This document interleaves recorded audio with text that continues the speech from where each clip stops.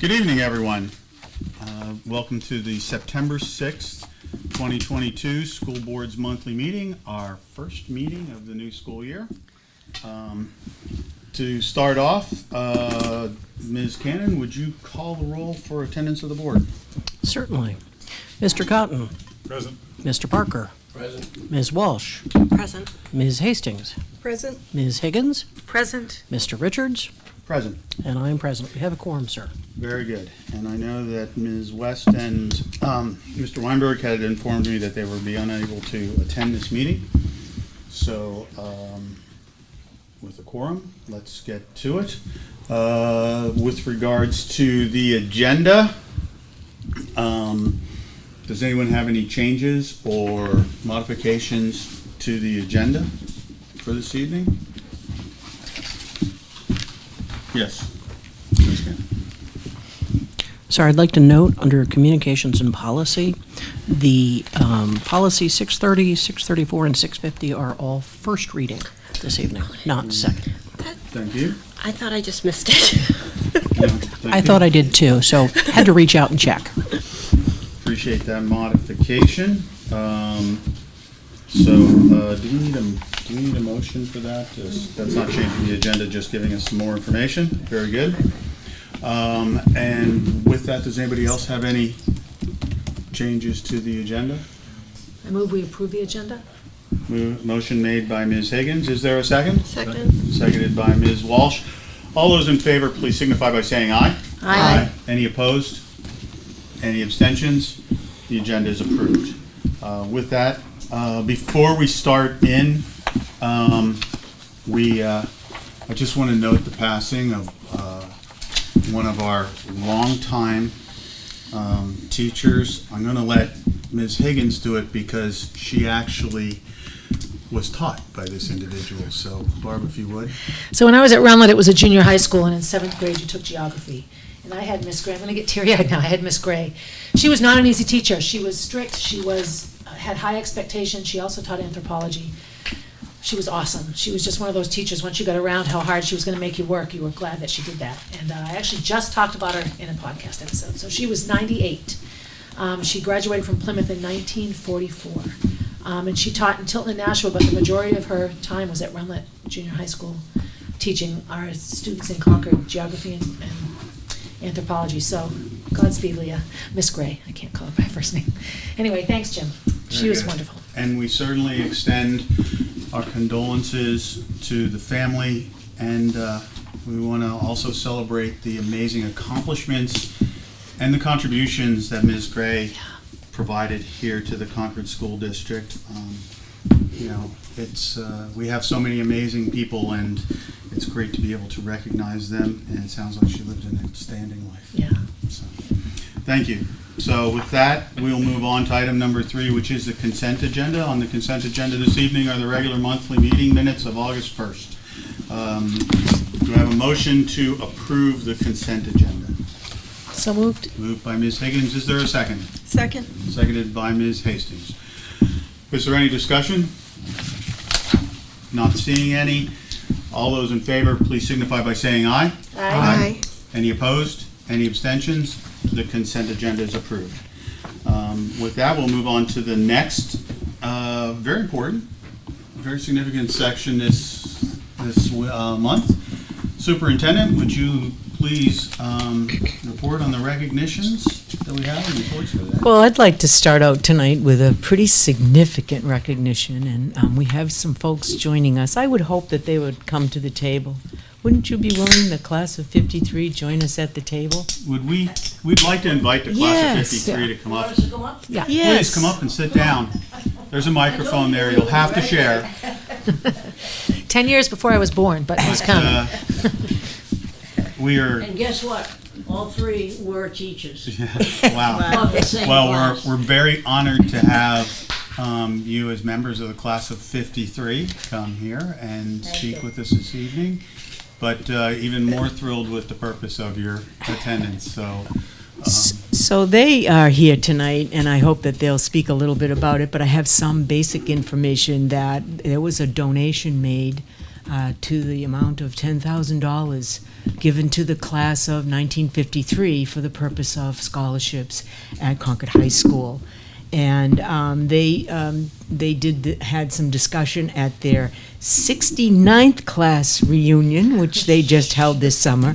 And my understanding, yeah, it was a wild, and I heard it was a pretty wild party. At least the word I'm getting back, that it was pretty racy. So, but no comment yet. Mrs. Hoadley, let me finish.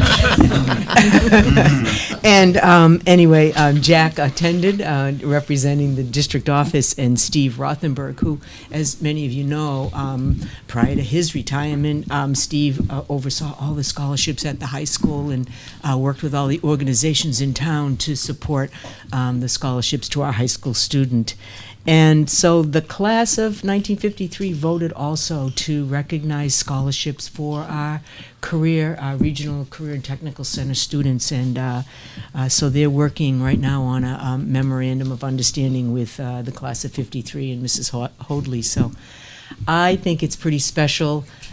I have given you the policy that oversees your responsibilities for this amount of money, but I bet these fine young women up at our table would like to speak about this.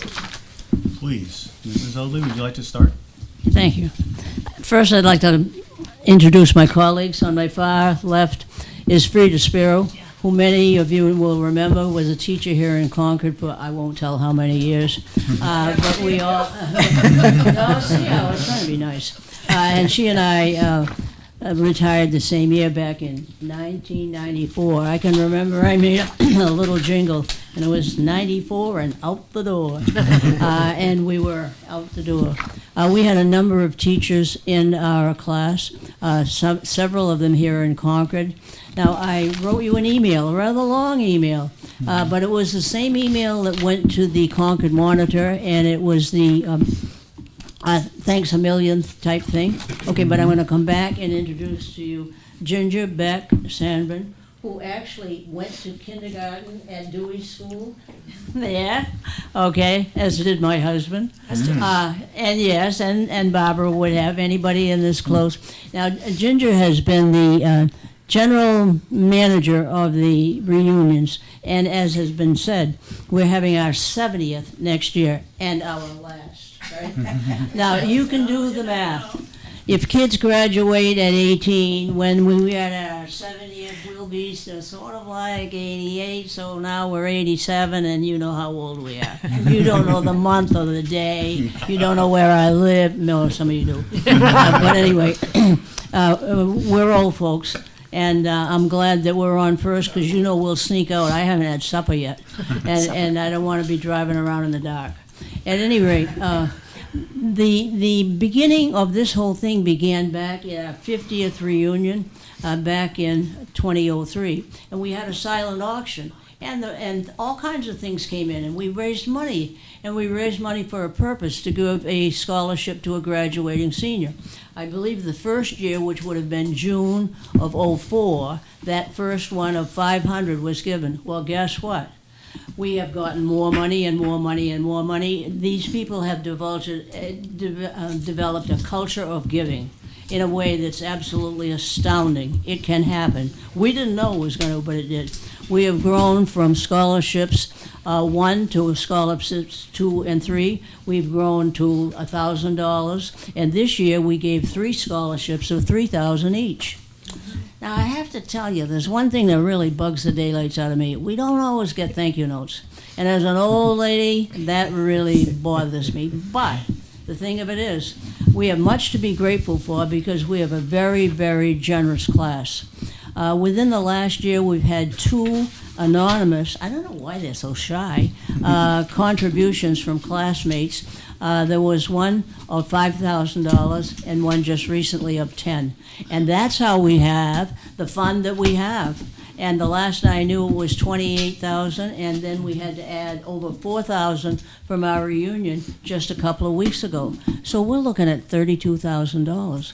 And I figure we have already given out about 45, so do the math, folks. We're in the 75 range, and that's a lot of money. Yeah. We started out as 182 students. We can't be sure how many we have now, because although Ginger, oh, okay, well, I was in the 80 range, so that wasn't bad. 80 surviving members, right. But the problem is people move away from Concord and we don't always, aren't able to keep up with them. We might find out that somebody died 2 years ago or something like that. But it's a very, very generous class. We have an awful lot of teachers. We've had doctors, we have a dentist, we have an architect, we have good, solid tradespeople, we have business people, we have nurses, we have all kinds of graduates. And I think that our class, well, we thought we were great, and some people agree with us. So, and even if we're not great, we did a good job, and we're happy to do that. I know this is a long meeting. I looked at your agenda. It's force of habit, you know. Yes, I know. Some of you don't know. I was on the school board for 15 years. That was after I got through teaching. Catching up, I'm catching And up. so I'm accustomed to looking at the agenda and seeing what's on it. But I would say, do you have any particular questions that you think might help you to understand how we got this going? Oh, there is one other thing I want to tell you. I've got unfinished business with Jack, and it's okay. Well, I'm not going to kill him. Jack and I talk quite frequently. There are two people who have been absolutely instrumental, and one of them you know well. Steve Rothenberg has been the retiring now vice principal at Concord High in charge of the regional tech program, and it is he who would take it upon himself to make sure that all the awards were made. So he would meet with the counselors. The counselors look at the apps, evaluate the applications, common application, you know about that, and then the awards are made. And this year, we have expanded our group, because we've always said we wanted someone who would attend a 2-year school or a 4-year school, and this year we've added trade schools. And I think that was because Steve came and talked to us at our last reunion, and Jack was there too. It was like all home week. We had people from here and high school and all of us, and it really impressed our classmates. So, I mean, it brought a credibility, a really real, well, these things do get done. And so every year when I've done the Thanks a Million thing, I've always given credit to the high school people, the counselors, and to Steve particularly, and then to the business office here.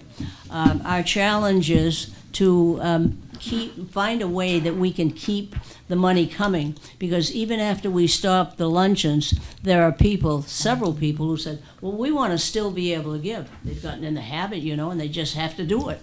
And so we're developing a process by which that'll happen.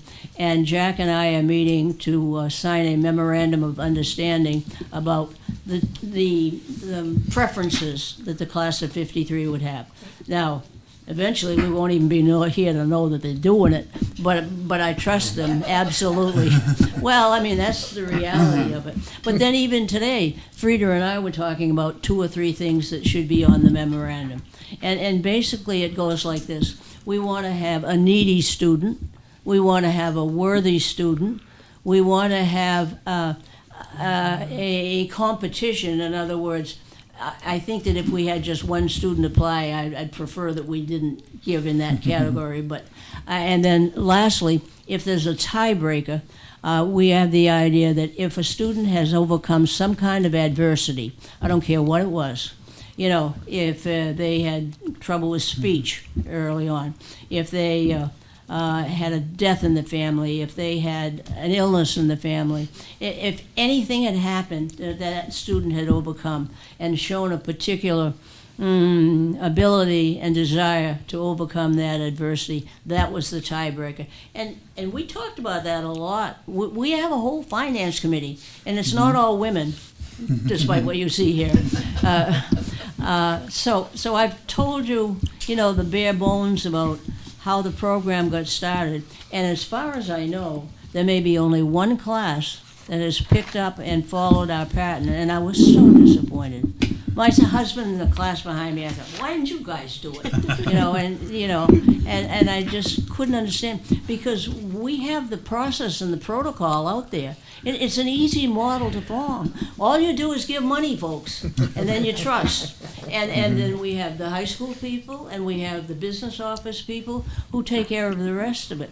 And so I've always given credit to both of these organizations, because without them, we couldn't do it. We felt like we were not able to evaluate applications. I've talked too long. Do you have any questions? Well, would any of your fellow class of 53 alumni care to say anything? Please go ahead. Anything else to say? I don't know. Probably not. Oh, but I have to tell you about Frida. Frida comes to money, adds it up, and then she drives the Brinks car that brings the money over here. We don't want to reveal any security or sort of details here. To be sure that the money in the is public. fine. And then not only that, but she writes the thank you notes. So we have the lady here who finds the classmates and nurtures them. I couldn't do that. That's not in me. I could not do that.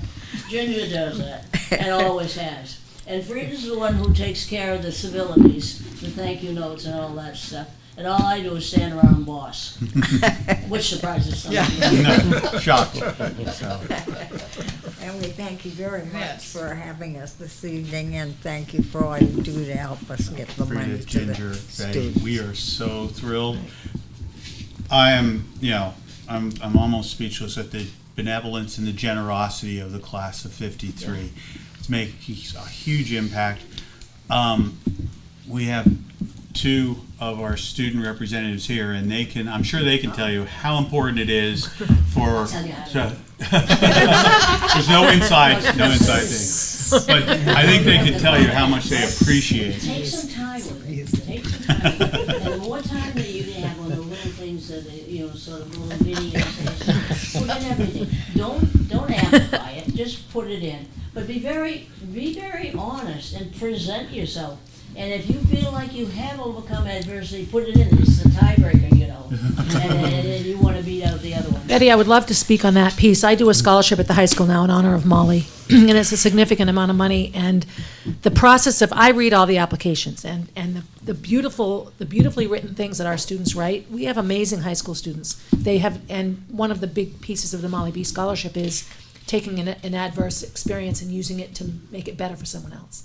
Instead of, oh no, poor me, it's like, okay, this happened to me, what can I do to make sure it doesn't happen again?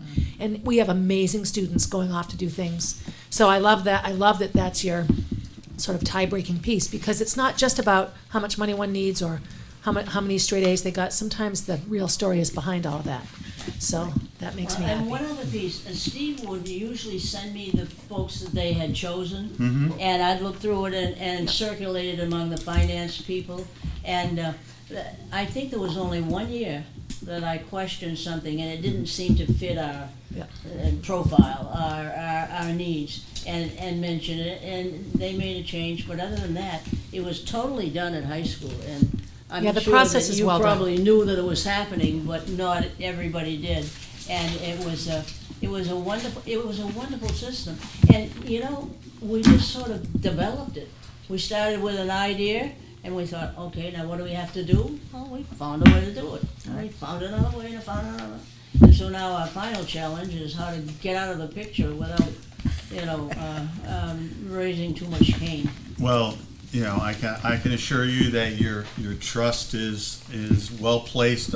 Our school administrators and our high school administrators will take, I know that they take this very seriously, and they'll carry on your intentions and your mission. I also hope that other classes will join this Yes, culture. we hope so, I very too. much, because we've so much appreciated in this, We our practically students. beg people, well, not our own people. They know how to do it now. We started out with a grimy baseball cap, and then we graduated to a beautifully woven basket. But it didn't For our matter. donations around the room. Yeah. And I promise you that the next time I come back and see all of you, I won't be so nice. Well, we'll leave that for the next time. At this point, such a such a significant gift requires the approval of the entire board, approval of the board to accept it. And inconsistent with that, it's policy number 214, our acceptance of gifts, and what we must first do is ask the superintendent, is this gift consistent with our mission, vision, and goals? I would be shocked if you said anything other than Yes, it is. all right. So having Thank you. that been, having her assert that, I will make the motion to accept the gift from the class of 1953, and in doing so, will remind Mr. Reardon and our student representatives to make sure that thank you notes are written, because it's the only polite and right thing to do. And does anyone wish to second that motion? I'll second it. Very good. Does anyone have any discussion or would like to say anything? Ms. Walsh? Well, first of all, thank you very much. I'm just wondering if there's a specific amount that we're accepting, or Well, no, we are accepting 32,000, is that what it is? No, I heard a lot of numbers. We're just What is it? accepting the I'm- gift. We have accepted, we previously accepted your other gifts, You're right? accepting Okay. whatever's in account number 899-068 or whatever it is. Don't be giving your account No, over it's the not- air. it's not 744. I wrote it along. All right. Well, we're accepting this gift as we had graciously accepted your prior gifts. Thank you. And Superintendent, do we have an exact amount at this time? we or- have a gift of $10,000. $10,000. So $10,000 is a very significant gift, and on top of your prior gifts. And so I just want to say thank you again. That So, $10,000 is not included in what we collected this year, though. So Oh, So, we- well, Yeah, I'm see, not I- sure we should, I I'm not have- sure we have the authority. Would you- we look Jack forward to can't seeing you be away again. today. Just have to. No, the authority, meaning the person who looks at the data. There, right. right. I thought, I didn't know how we got to 28. See, the problem is, as I mentioned before, we give the money to each other and to the Brooks lady, and that's in August, and then the awards are made in June, and then the money is distributed to the institution to which the student will attend. So it's hard to know where you are in the process. So when I heard 28,000, I didn't know whether that they had been distributed or not. So Jack would be the one who could clarify that, and you might have to, how shall I say, amend the number. Right. But it's all there, I know that. Right, the 28, I talked to Jack today, and the $28,000 That already exists. was already in existence. So this is $10,000 above the 28,000, and the 4,000 that you collected at your meeting, Jack has not yet reviewed that, Comes so. under the threshold, doesn't it, of 5? that does It come does, in. it under- does, it Yep, does. but that cumulatively is very generous, and we Yes, thank you yes. very much. And so at this point, it's approximately 10,000, with an exact number coming from Mr. Dunn, over and above what they have given. And as I said, you're more than welcome to come back again, because we really appreciate it so much. So, did that answer your Yep. question? All right, other That's comments great. or? I think Barb seconded. Yeah. Barb seconded. So without any further discussion, all those in favor, please signify by saying aye. Aye. All those opposed? Any abstentions? And we also say thank you. Thank you. Thank you. Thank you. You'll excuse us? I will excuse you. I don't It's need it, still though. light out. Please drive safely, and feel free to come back anytime, just to sit in and hang out for old time's sake. if that's something else. Thank you very much. Thank you. Our pleasure. Good night. Good night. Right, ladies.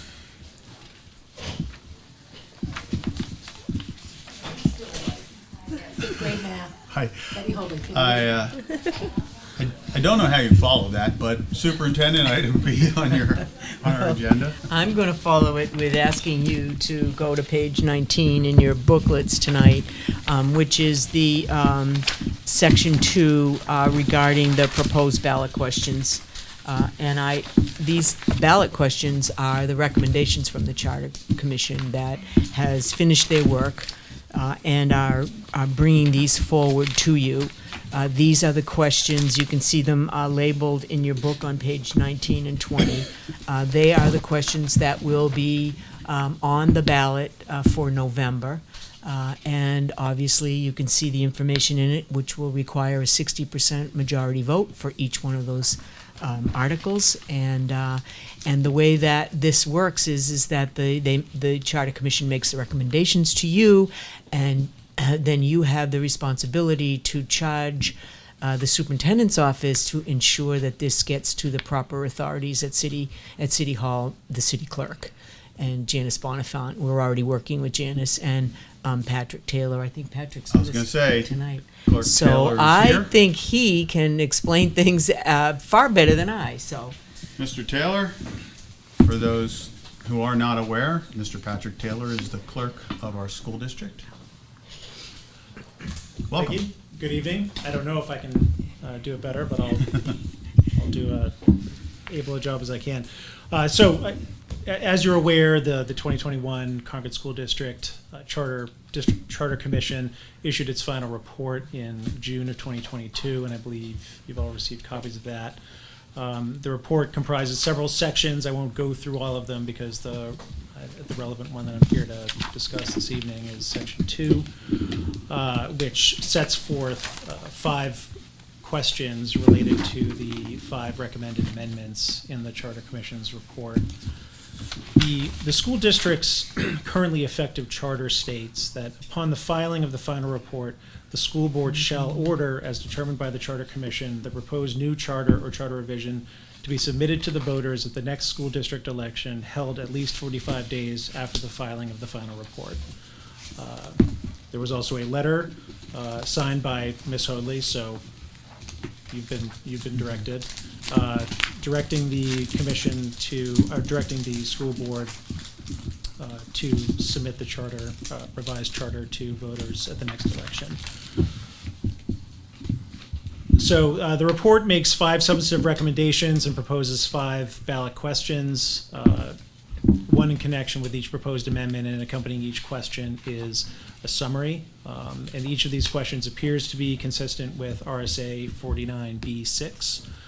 And so the district charter is clear. The school board shall order the proposed new charter or charter revision to be submitted to voters at the next election. And so I guess respectfully, it's not a discretionary thing.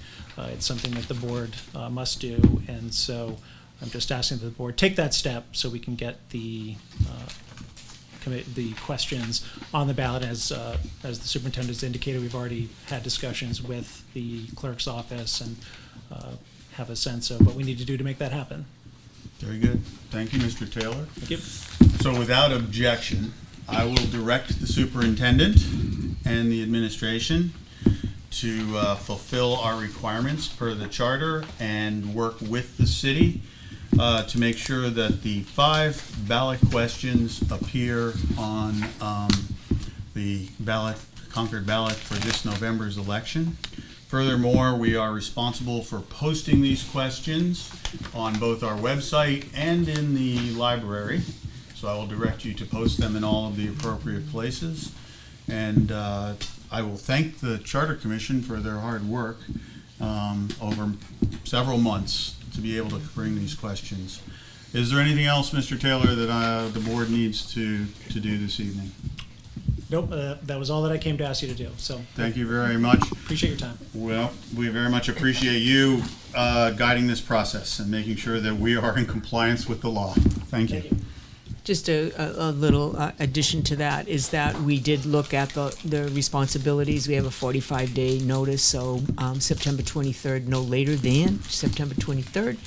All of those items will be posted in the places that you just spoke of, and publicly send them out. We'll send them out through Parent Square also to our families and our constituents that get our regular mail from school. So we're ready to do that. Very good. Thank you. And so for anyone watching at home, the questions that will be voted on in November will be posted on the district website, and as well as in the Concord Library.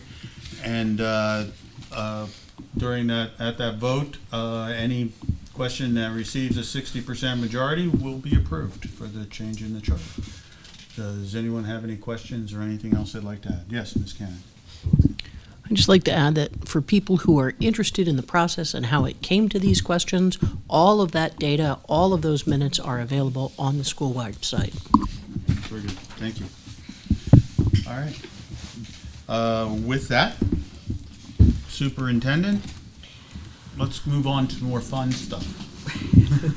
I would agree. So it's great to have our students back with us. So Welcome. Finn and Sophia are here to update us with their high school report. Very good. Hope you had a great summer. Nice to have you back. You do need a microphone. Very good. Might need one. Hopefully everyone had a great summer.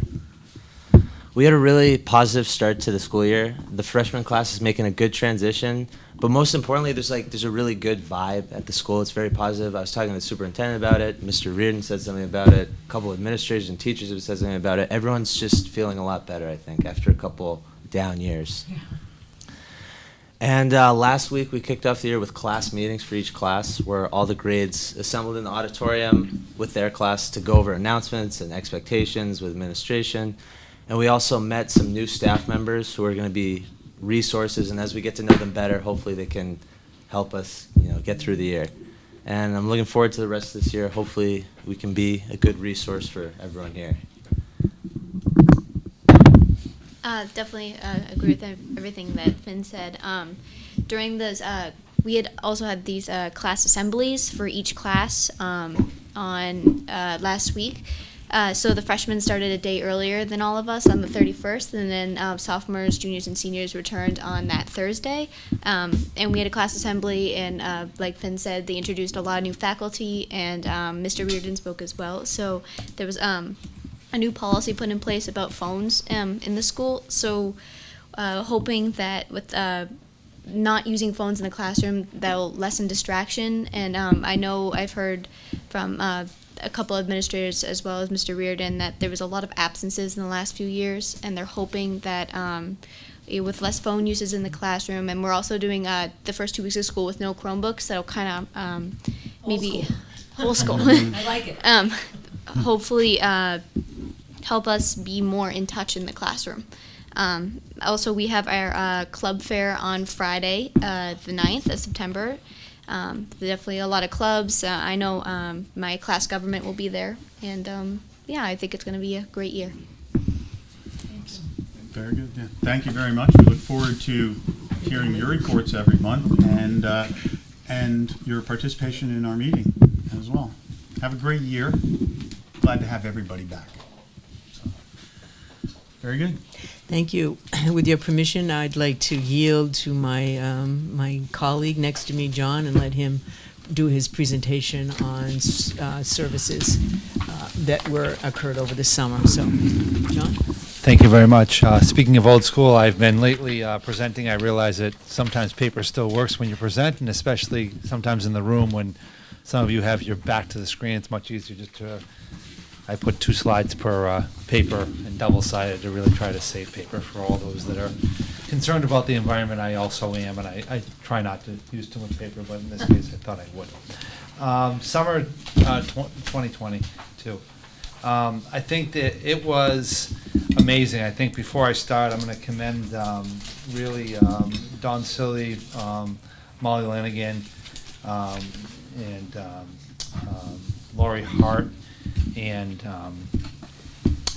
Janine Richards in our office. A lot of this can't happen in all the administrators and admin assistants in the buildings. A lot of this can't happen unless a team effort really happens to pull off what you'll see is so many programs in a short time, because we're closing out school, then we're starting up right again. And it's kind of to see this all come together. And when we reviewed this today in the office, they were all like, wow, we actually got a lot done. And I said, yeah, you really did. So we'll start there. So extended school year, ESY. So our extended school year program is based on our needs of students. And again, our goal really here is to look at our students who have IEPs, and it's a 4 or 5 week program. And it's designed to serve students who have difficulty mastering and acquiring core content skills. And these are students that really may regress maybe have to recoup some skills they had missed, especially after 2 years of COVID. There was a lot that we were in that recouping part of it. And then just maintenance of skills. We look at every student individually, at their accommodations, modifications, their supplemental aids, their services, and then we decide programming for them. A lot of teams are on eligibility, and we collect information and then group them and then hire our staff based on the needs of the kids. Not all students with IEPs are eligible for ESY. So by the numbers, you'll see is what we had at all the schools. Total of 166 students attended our ESY, and there was 95 staff members to make that happen. And we, most of our programs are 15 days. A couple of ours, we ran a different program over at Beaver Meadow for our severely emotionally handicapped students. That was new this year to run that program, and we ran that for 12 days, or in other words, 4 weeks in doing that. And again, Concord High School, it's a 4-week program. English language learners, our ELL population, and a lot of our first-time Americans. This program, again, why do we run ELL programs? We're trying to equitable logistics and social cultural acceptance and awareness and opportunities for kids. We really want to show them what the Concord School District and the community has to offer, and we expose them to a lot. We have that belief that students all have potential, and by learning our culture and learning what we need to do here and getting them to acquire some English skills, it's amazing how fast they can grow, and it's that overall growth mindset that we're trying to prepare here. And again, our focus is independence and learning different social situations. So by the numbers in our ELL, you'll see we had 34 students total at 3 different locations. We ran this program, and this is kind of my favorite picture of the summer. They sent me a little postcard after one of our trips to the Audubon. They sent this to me, and we're very grateful. Our students attended our high school program. Entering K. So our Entering K program is to prepare students for kindergarten in the fall. That's what it is. It helps students develop and maintain skills that will be crucial for learning in the classroom environment. We prioritize key learning experiences to help children succeed. Expose them to school community. Let them see their schools. Let them see the routines. Let them walk through the building. Let them meet the proper people that are involved. Primarily, they're invited by performance on the kindergarten screener. And additionally, some schools open this program to all incoming kindergartners. I want to work on a little more consistency here, and I'm going to just be upfront about this, that we varied over the years Title I qualification. Some schools were full qualified Title I schools, others were targeted Title I schools, others weren't qualified for Title I schools. And because of that variance, there's been a variance in different groups that were brought forward and brought to this program. This year is the first year where they've all qualified. So we're looking to this year to make some more parity around that. We've already started those conversations, and I shared that with Kim, and Kim and I have talked a little bit about that already. And we're going to continue to work on that.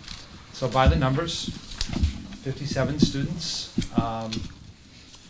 that came to our K program, 24 staff, and you'll see the number of days varies. There's some definite variety going on there, and I think you'll see that Millbrook tends to do the most there. They're a primary school, and I think they spend more time in that primary level and have done more with that.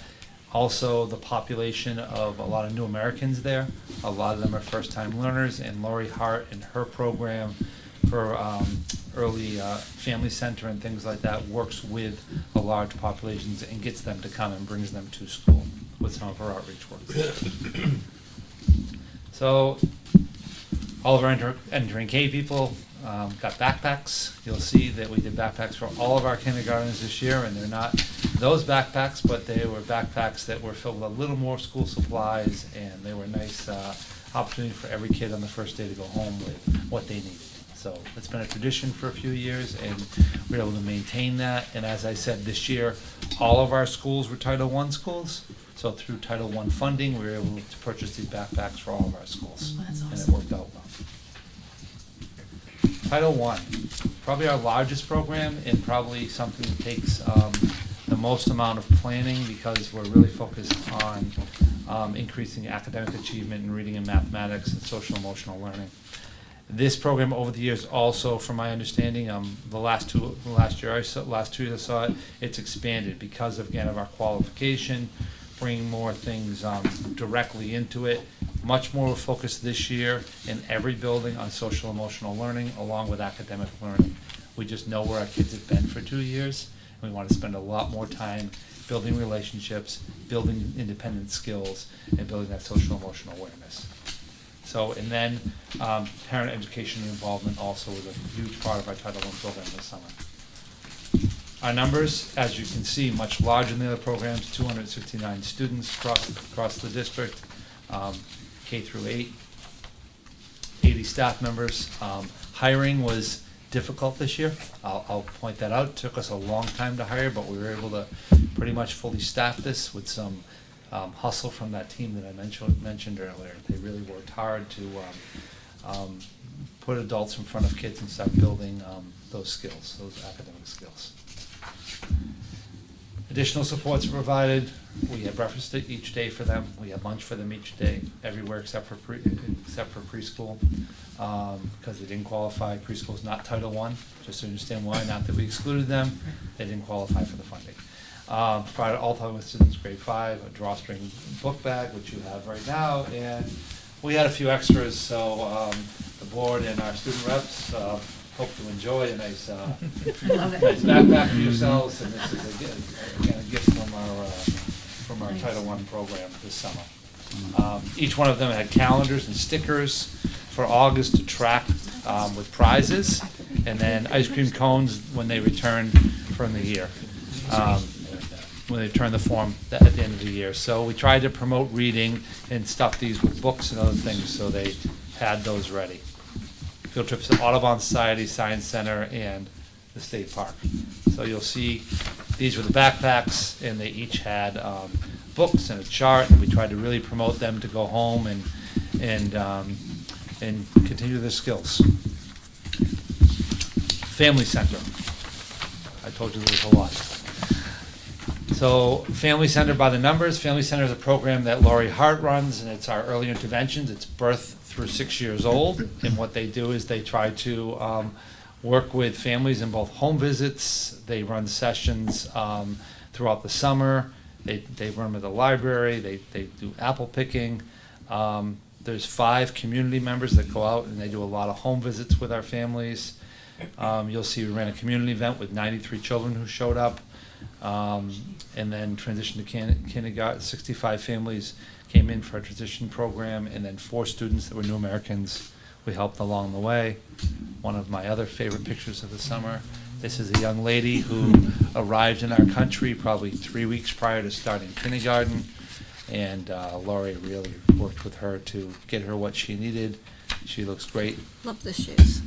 dressed appropriately. All that's the work of our team, and sent her off for her first day of school. So there's a lot that goes into that picture, but it's one of my favorites on my wall right now. And then this is an example of what happens in Family Center. We go out to the local community.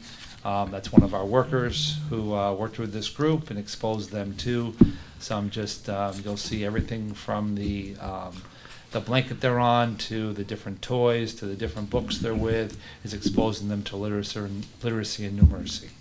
So that's kind of one of the work of our Family Center. And then Title I in partnership with 21C. So you'll see this year with 21C, which is typically our after-school program and works on enrichment with kids, we combine them. So we did kind of a schedule where we varied from like 8 to 10, from 8 to 12 each day, Monday through Thursday we're there, but like from 8 to 10, one group would come, and then the other group would be doing literacy and math, and then we'd flip-flop, and they'd do the others. So we worked in tandem with both our staffs to help with the staffing shortage. It was a creative way to be able to do that and work around that to be able to work with our populations. And you will see at Runlit BGS, also. We did a lot of Readers Theater. We did a few things with them. Millbrook School, you'll see 4 weeks, 3 Title I, 21C, 37 students, 19 first, 18 second, 19 males, 18 females. Just some data for you that shows that it was a pretty effective program, and again, working with Sue Farley and our administrators, we were able to combine some programs and do some nice things with kids this summer. Just some great work from kids, pet rocks, science and STEM, robotics and rock and robotics course race, did some of that. And then some music. You see the enrichment activities through 21C were really good and plentiful for these kids and had really nice participation. And then finally, part of our Title I program is one of our Title I programs requires 3 things: a focus on literacy and math, professional development, and the third one is family engagement. This is the family engagement. Those that took part in the Keach Park night, it was a great success. Well over 200 participants that came in. So you'll see interpreters from 6 languages there. Vendor tables were there from the library, dentist office, 21C, after-school programming, bus for the student to climb in, a hiring table from the district that Michelle Barron was there all night long, handing out those applications and moving that. Free and reduced lunch staffing. That's critical to our needs. For all those listening at home, please fill out your free and reduced lunch information, because we need that. Pizza dinner, and many of the board members helped me serve pizza all night long. Sports activity, we had both Sue Farley and we had some of our staff come in to help us really with some great activities. Health table, our new district ARPN was there and got to meet the families. She's a nurse practitioner, and Laura Anderson, she was able to really work with families. Our school supply table, I think in the first hour, was empty with notebooks, pencils, and all kinds of things on it. And then our custodial staff and maintenance staff and board members, administrator, home visitor, everyone was there. And special thanks to Matt and his staff. They just made the night go very smoothly and were the underpinning of what happened. So just a couple pictures to leave you with. It was nice to see the families and everyone out there. So, any questions? Thank you, Mr. Fabrizio, and thank you for allowing us to participate in the night in the park. It was amazing to see. It was amazing to see that Michelle was there as it was getting dark and we were all packing up, and she still had people at her table coming to her. She just sort of was a trooper and kept on going until I think the very last person left. So it was impressive. So thank you very much. Thank you. Other board members, go ahead. First, I just want to say congratulations and thank you to everybody. It goes unnoticed sometimes that Concord staff, they show up and they help, and it's something to really be proud of. And this package that you put together for us, this presentation, really shows just how much we were able to get done, or you were able to get done, because of all of the people. When you look at the staff numbers that came during a summer after a very difficult couple of years. So that was great. A question I had is on page 4, when you're looking at the ELL by the numbers. Yep. Where it says ELL Millbrook Broken Ground 14. Were those students just from Broken Ground and Millbrook, or were those all elementary schools? Just really Broken Ground and Millbrook. That's where our most severe students are, who are the most severe. It's the most behind new Americans who are acquiring the language the most are in that program. So we target them, and that's why there are 2 schools. It's our highest population there. Other students are available to go there, but they're involved. That is also funded through Title I, so they go in the regular Title I program. So ELL students in other elementary schools would go to their Title I programs during the summer rather than... Unless they needed to, but if they needed to, they would have been at Millbrook or Broken Ground already. So we do have some students that Yes. come from other areas in the city? Sometimes we Okay. do, yeah. Alright, If we determine, we work with Accentria, and if we determine, there's a lot of factors that go into it, of course, about why we would, but we work with Kathy Kitchell, and if we know a family's moving in, and we're really concerned about they have no language acquisition at all, sometimes we will petition to the superintendent to be able to move them over to that building, because we have the most resources there, Right. just by the way it is, versus trying to, we have resources in every building, but the severity of, the amount of resources are more there, so we do that Great. sometimes. Again, congratulations to everybody. Thank you. And thank you. Thank you. Other questions, comments? Mr. Fabrizio, this is an outstanding presentation, and it's just amazing at how much you and all of those staff, volunteers, parents, and students were able to accomplish. I didn't see this necessarily in our board book. Is it in there or not? Because I would like to make this presentation available for any of our citizens who are watching and have had a chance to see this, and those who are not watching but want to take a look at it. So can we get a copy of this to put on our webpage? Because there's so much great information in here, and it just shows, just how much we get done in the summer. Yeah.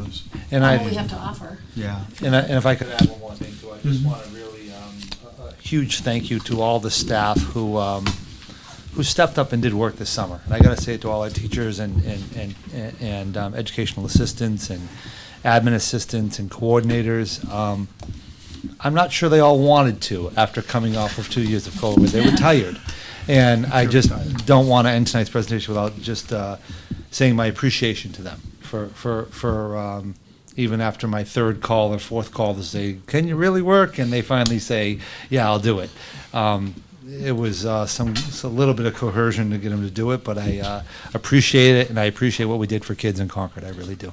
Thank you for saying that, and on behalf of the board, if I may be so bold, we'd like to echo your sentiments and thanking, those who were involved and the teachers who clearly, it's been a tiring couple of years, but still stepped up and answered the call and helped these kids so much. So, anyone else? All right, thank you, Mr. Fabrizio. Thank you. Superintendent, do you have anything else you would like That's a to add? tough act. Yeah, I was to gonna follow. Yeah, I know. They're all tough acts to follow. It just keeps You know, going. last week, Pam sent an article to us. I don't know if you saw it from the New York did. Times.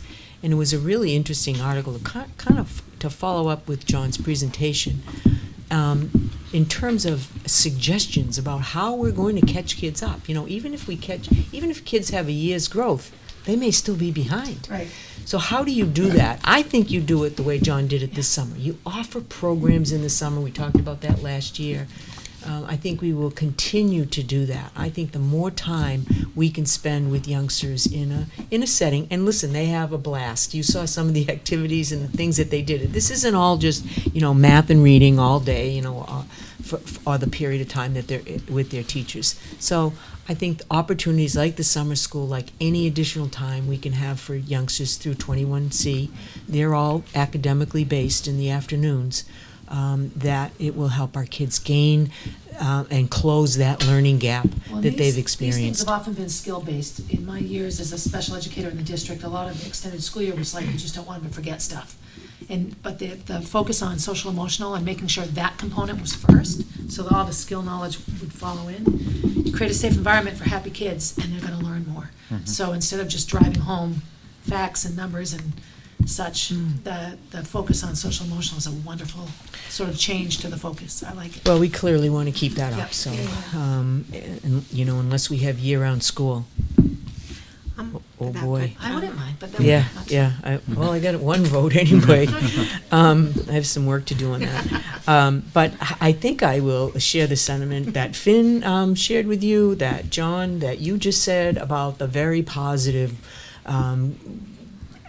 way the kids came back to school. It's the best way I can describe it. It was really interesting. I visited high school, middle school, and I've been to 3 of the elementary schools, have 2 more to go. And I have to tell you that everybody was really settled. They were happy. They were happy to be in school. I visited classrooms. I know that Kim has spent a lot of time in classrooms sitting with youngsters in their rooms, and she also has, shared the very positive atmosphere that we're experiencing right now in the schools. I am thrilled with that, and especially the high school. They really struggled last year and the year before. So to see those ninth graders really happy to be in school and participating was really a wonderful thing to see, given what they've been through. So I would absolutely concur with Finn, and would say that it was wonderful. I actually talked to a teacher today at Krista, and she told me it was the best start in 23 years. And I looked at her, I go, 23 years, this is the best start? She said, I don't know how to explain it, she said, but it is the best start I've had. So she was a first grade teacher. So I think that's evidence that kids are ready to come back. Maybe things are calming down, and we've all come to grips with all of the things around us, and the social emotional is really important, as you described, Barb. So great opening. We do have some things we have to address, and obviously we're still experiencing staff shortages. I think you heard a little bit about how hard they worked this summer to get staff in, educational associates, and Michelle will give us some more data when she gives her report, but ed associates, bus drivers. I mean, I have to give Terry and his crew all the praise and kudos you can conjure up, because they literally sewed the routes together and mixed, and we had people driving. We had a bus here. One of our employees could drive a van, so she was driving vans, would park it here. Folks that were retired, folks that would work part-time came in and gave us a helping hand. So I can't tell you how hard they worked to make it happen. We wanted the kids back in school, and they did it. So, but we still need more bus drivers and monitors, and we're advertising. We have 2 drivers that were in training right now, and we have 2 coming back from medical leave. So I'm hopeful. The other issue that has really risen and brought to our attention is crossing guards. We have some, but we don't have them everywhere. And so we're all covering today over at Abbott Downing. The principal was out this morning covering the crossing guards. So we're trying to, plug the holes wherever we can. So we'll continue to work on that. A couple of reminders for you is 9/27, September 27th, you have a training on safety with the Concord Police Department. I think I put it on your calendar, and it's scheduled for 3 o'clock, and tentatively we scheduled it for this room. So Concord PD will be here to do the training. Anticipate about an hour and a half. It'll all be around. We are going to go to the high school. There you go. We changed it to the high school. I think this room gets a little snug, so I think they did decide to go to the high school. The training will be with administrators, all the admin council. You indicated you would like to be a part of it. I think that's great that the board steps up and says, hey, this is important for all of us, not just principals and not just teachers, but we want to be part of it. So mark your calendars, September 27th, 3 o'clock at the high school. Thank you, John. Enrollment looks pretty good. If you saw the enrollment, I'm going to, when we get to the enrollment towards the end of the meeting, I have a couple of just slight changes to do in the enrollment report for you, and to improve on the statistics that I gave you. A reminder, and I know that Jim, you're ready for this, but the new legislation requires a 30-minute opportunity for public comment. You can decide how to do that, and I know you have the data to report out on it, but just a quick reminder that we have those 2 opportunities in order to meet that law, which became effective today, actually, so just so you know. At the opening meeting this year, I had a chance, and John helped me with this, to present the Bob Silver Award. That's a great award. And it's a great award, and I wanted to just take a minute, if you don't mind, to just give you a little background on this. Every year they recognize a member of the staff who emulates Bob Silver. And so I did a little research on Mr. Silver, and he began his career in 1962 I'm not as early as Betty and her friends, but as a social studies teacher at Concord High School. In 1978 to 81, he was an assistant principal at Concord High School. That's when I knew him. Is that when you knew him? Oh, yeah. And in 1981 to 84, he was principal at Runlet Junior High. And in 1984, he moved to central office. And I told the teachers when he moved to the dark side, that's what they would say back He then. hired me, actually. Did he hire you? Yeah. Me as well. And he came as the district assistant superintendent. He hired you too? So he has a long legacy. And from 90 to 91, he became the interim superintendent and retired in 1996. I was curious to know about his attributes. Why would people, decide to do this award in his name? So I called some folks that knew him, and the folks that I spoke to described him as very innovative. As a matter of fact, he introduced the middle school model back then. He was dedicated and committed.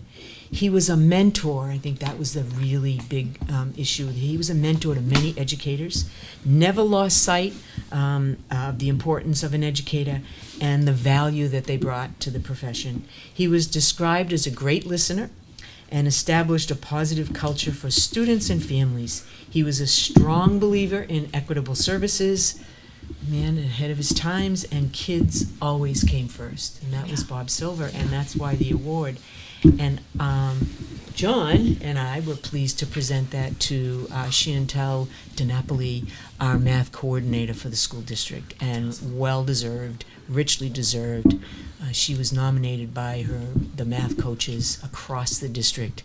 And when I am out and about in the schools, I only hear kudos about the work that Chantel does in our district. So I thought it was a fabulous choice. She taught me how to do a number story during COVID, so. So you like it. That award began shortly after his retirement. I taught at Walker School at the time, and Barb Franzine, who I think is still at Walker School, was the first recipient of that award.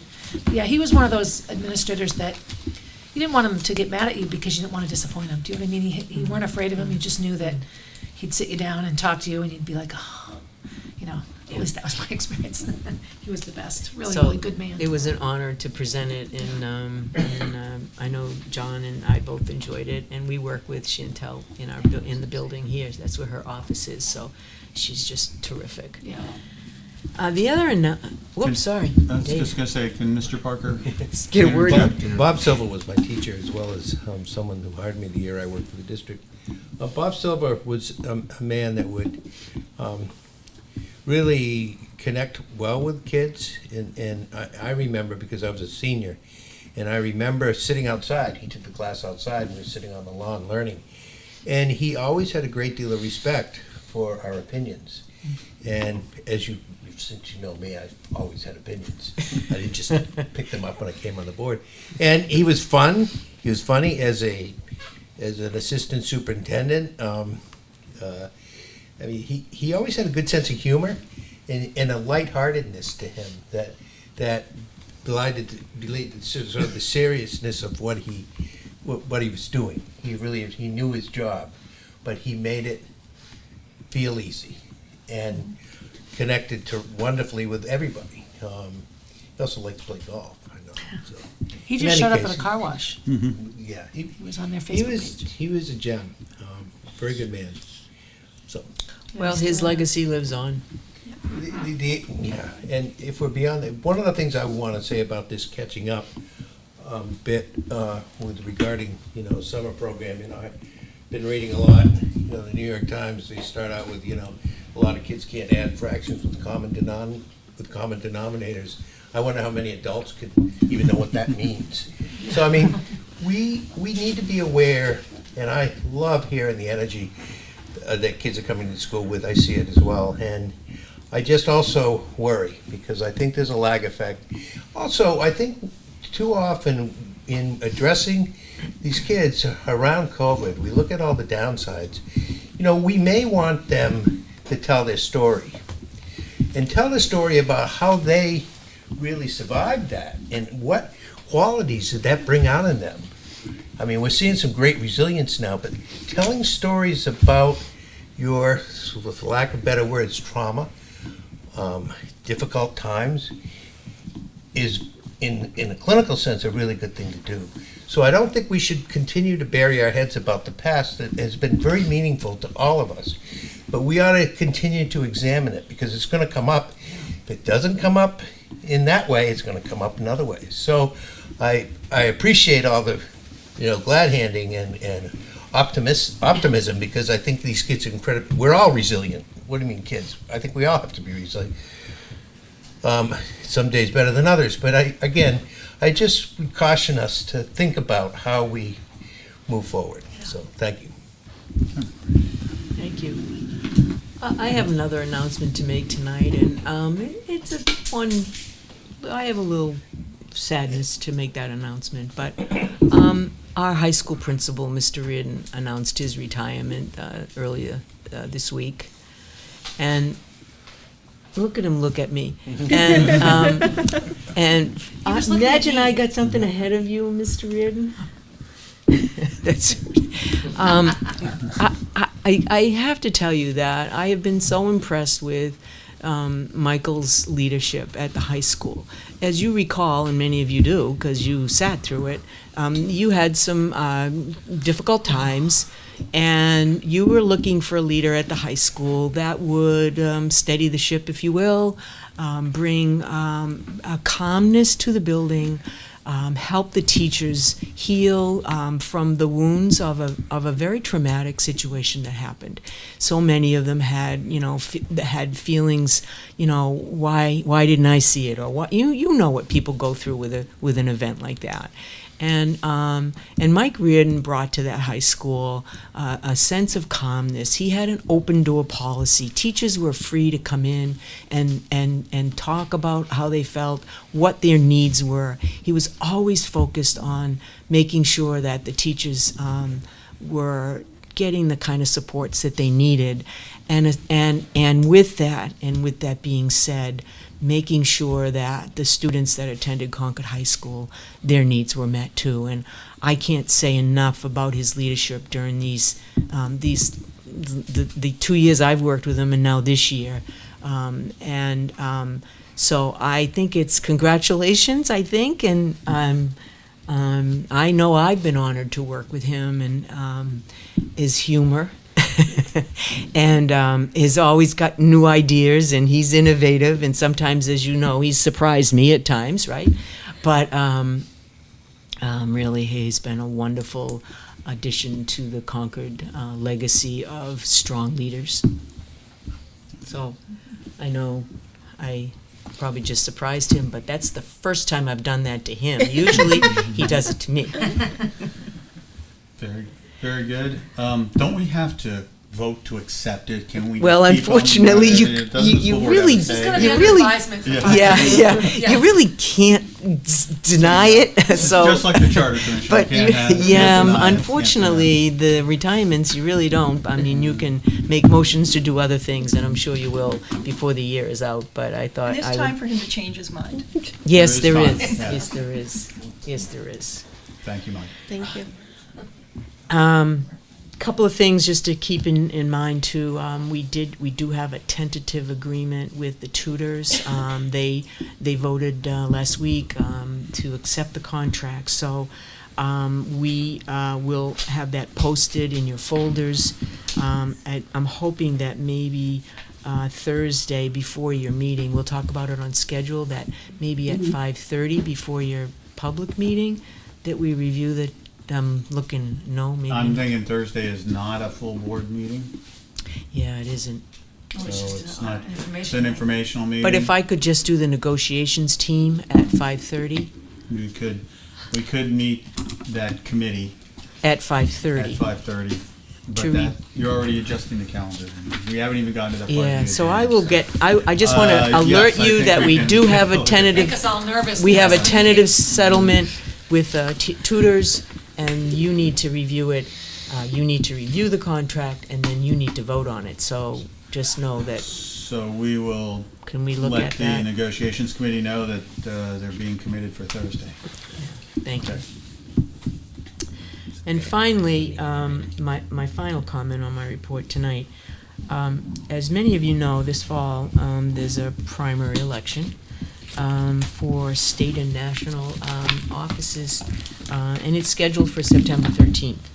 And as you know, the city, we talked about this for over a year. The city requested that they use Broken Ground, Krista McAuliffe, and Abbott Downing as voting sites. And we've been working for quite a while now with the city. And you know that on the 13th of September, as your calendar presents, that it reflects that schools are in session on that day. And so, after considerable effort, I mean, we have worked every angle we possibly can. Matt and Jack have been incredible in trying to work with the city, trying to find ways in which we can have the election held in our schools. You know, our schools are owned by the people. They have house schools, but they are facilities that are the community's facilities, and it's good that we are part of that. But there were just too many factors for us to try to keep the school open with the youngsters in school. It just created a hardship all around. And the hardship was in many ways. It was in parking. We were city schools. We're right in the center of the city, and finding places to park. And, you know, with teachers needed parking spaces, the staff that works there. Access and making sure that we were ADA compliance and that we met all of those rules so that it was an easy walk in and walk out for many of our citizens. And of course, the biggest issue was safety. So with that, I am recommending to the board tonight that schools be closed on the 13th to accommodate the opportunity for the citizens of Concord to vote in a way that won't be a hardship and will support the effort by our city to ensure that we have safe elections for everyone. I will say that our team will continue to work with the city over the next few months to work out some details, because there are a lot more elections coming up. We have next year, we believe 3 elections. There'll be a primary in September, there'll be a November election, and then the following year, when you think about into 24, there'll be the federal, the primary for first in the nation voting for president. So we know that 3 elections will be coming up. I don't think there's a primary next year. Is it do local? I don't Next think year will the be a city local, councils doesn't have but I primaries. don't know if there's a primary. I don't think We they- will look into it. Yeah. I thought that Janice said there were 3 next year. So will that be all Concord schools on the 13th? Right, all schools. You're recommending all Yeah, I schools? am recommending. Now, the reason I thought about that, considered that was a great point, is that so many of the middle and high school kids are then available to support the younger brothers and sisters, because this is going to impact our families, our moms and dads and guardians and grandparents who work. So I understand that. But again, the hardships sort of, the barriers overwhelmed the opportunity to do that. So anyway, that's So my you're making recommendation. that recommendation Yes, I for am. us to vote on? Yes, sir. But I will have that, I will schedule that vote after public comment, in case anyone would like to comment on that. Okay. But I do understand the safety concerns, and the ADA concerns that are brought up. So we will discuss it then, but we'll do it right after public comment, if everyone's in agreement. Go ahead, Mr. Well, I think the public should know the threshold for what we tolerate for considering safety has really changed. We have to be really, really concerned. And if you remember our meeting with the local police department regarding safety and protocol, has gotten very, very strict. And I can understand why there's a need to do what you're doing. So, thank you. I don't have any other additional information this evening. I think you've heard enough. Thank you. Comments or questions for the superintendent, Ms. Welsh? You wanna start? I had a primary because I had been hearing from people about that, so we can discuss that. I also had a question on, and this may be something for later, on the proposed Department of Education rule changes around minimum standards and moving from mastery of competencies to, I think, what's the word they're using? It's a really bad word.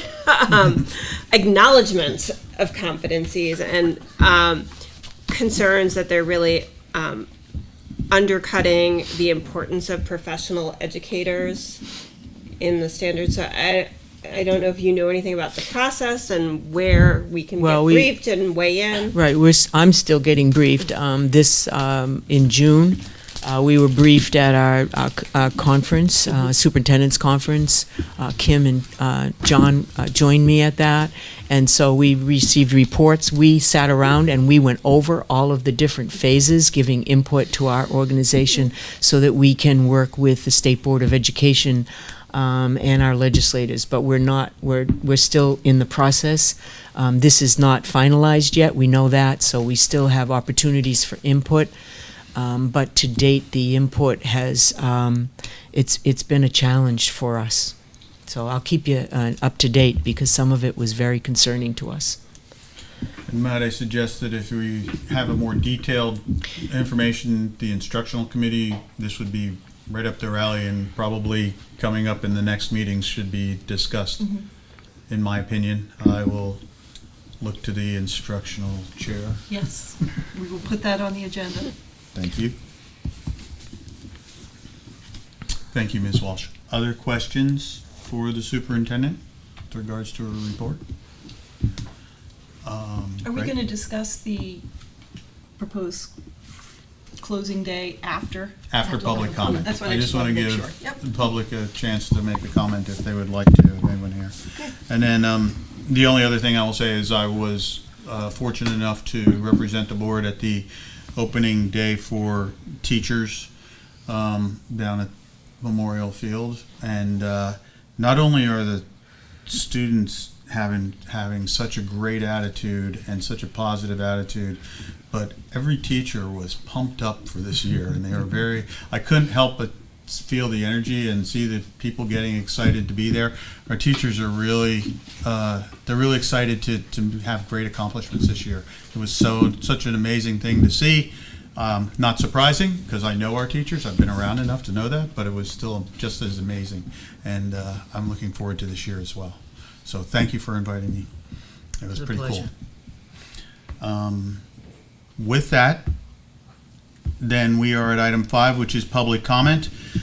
Before we start public comment, I will note for everyone is that RSA 189:74 is now in effect. That has required that a minimum of 30 minutes of opportunity for public comment at most board meetings be allowed. We have the discretion of splitting that between our 2 public comment sessions. We have, so initially scheduled, we'll schedule 15 minutes for our first public comment. But if there is not anyone here that would extend that to 15 minutes, that remaining time will be added on to our second public comment session. And then if there is not any, and let me just be, if there's not enough speakers at that point to the agenda to use all of that time in public comment, the board can table the remainder of till the end of the meeting and then adjourn afterwards if there aren't anyone here, if there isn't anyone here to speak. It's not, in my opinion, a very big deal because we have always allowed, as a matter of fact, we've gone, in some cases, hours with public comment. We love to hear about from the public, but in this case, there'll be a little bit of formality in that, we will allow people to come in at the end of the meeting, as they always could, to speak on any topic that they wanted to and make their public comments. So that law goes into effect today. So we'll be doing that. Yes, Ms. Walsh. Does that only apply to full board meetings, or does that does apply to full board meetings. It doesn't apply to committee meetings? It does not apply to committee thank you. meetings. And it's most full board meetings. There are some exceptions that, if you want to read the law, are in there. But we want to encourage people to come in and provide public comment. We have always let everyone speak pretty much. I don't think there was a time when we have cut anyone off, even though there are times I do remember being here at 11:45 in the evening.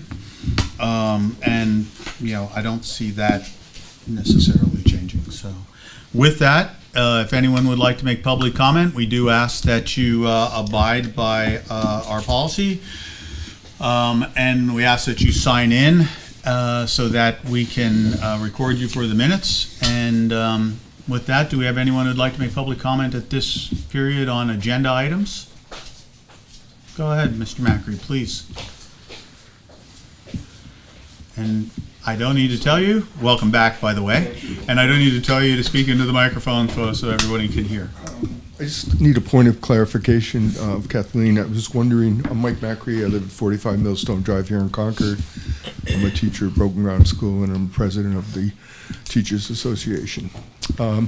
Clarification, is this going to be a non-school day for students and teachers, or just? That's correct. Okay, both. Yes. Okay. And I was wondering if the board was entertaining any involvement with the city to try to not have elections held in our schools in the future. I talked a lot about that at one of our meetings, so I'm not going to say anything official, but it's stewing in my head. We have a lot of, the community center is 2 blocks from McAuliffe School. I don't want to get into a big conversation about it now. I'm just acknowledging his comment. I was going to say, Mr. Macri, your comments well noted. We have continuing discussions with the city to be able to, we do work cooperatively with the city because we have spaces. But as we go forward, we'll take a look at how we cooperate with them and what effect it will have on the school calendar as we go into planning for next year's calendar. So thank you. Your comments well noted. All right, thank you. I didn't mean to cut you off, I'm sorry. It's not in the right ward anymore. Pardon me? The community center is no longer in the right ward. Due to redistricting. Yeah. Wait, And so it has we're in to a new be. ward now?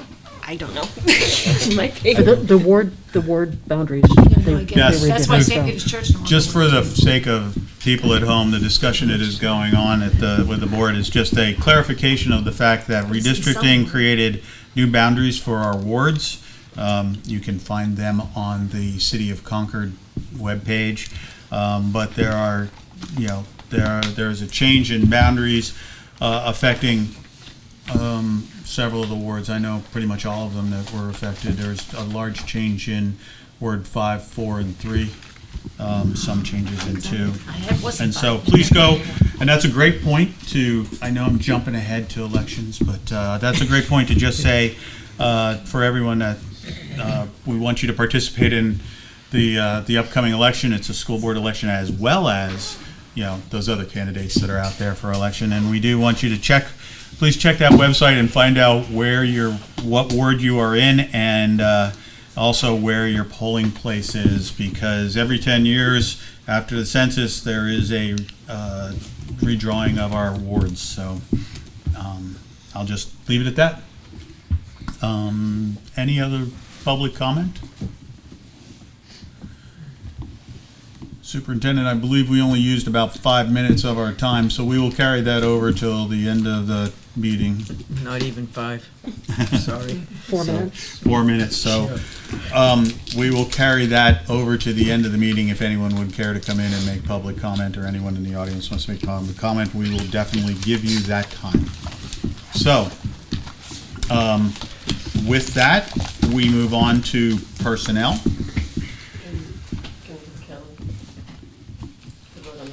Oh, that's right. I'm sorry. I did say we would vote before personnel. So in that case, Thinking Dave had to step out. yes, so Do we vote without him, or do we wait a few minutes for him to come back? with that, because Mr. Parker had to step out, I will have a 5-minute recess. We'll take a 5-minute recess and start back again at 7:29 by that clock. 7:29 by my computer clock as well. So we're in recess for 5 minutes. Thank you.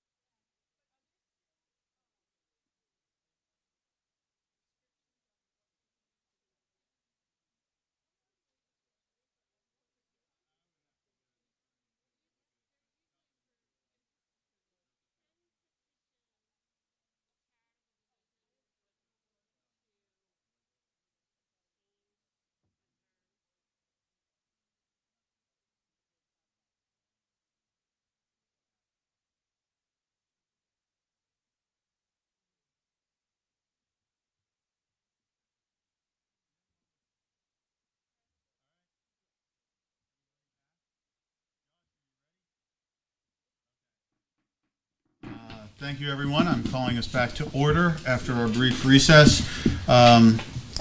We are picking up with the discussion of the item, which would be to not have school on the 13th during primary day due to the fact that many of our schools will be busy as polling places. Do we have a motion to approve canceling school for the 13th? I'm sorry, Mr. Brown, you're not allowed to make the motion. I can see you smiling there, but unfortunately our student representatives cannot make that motion. So,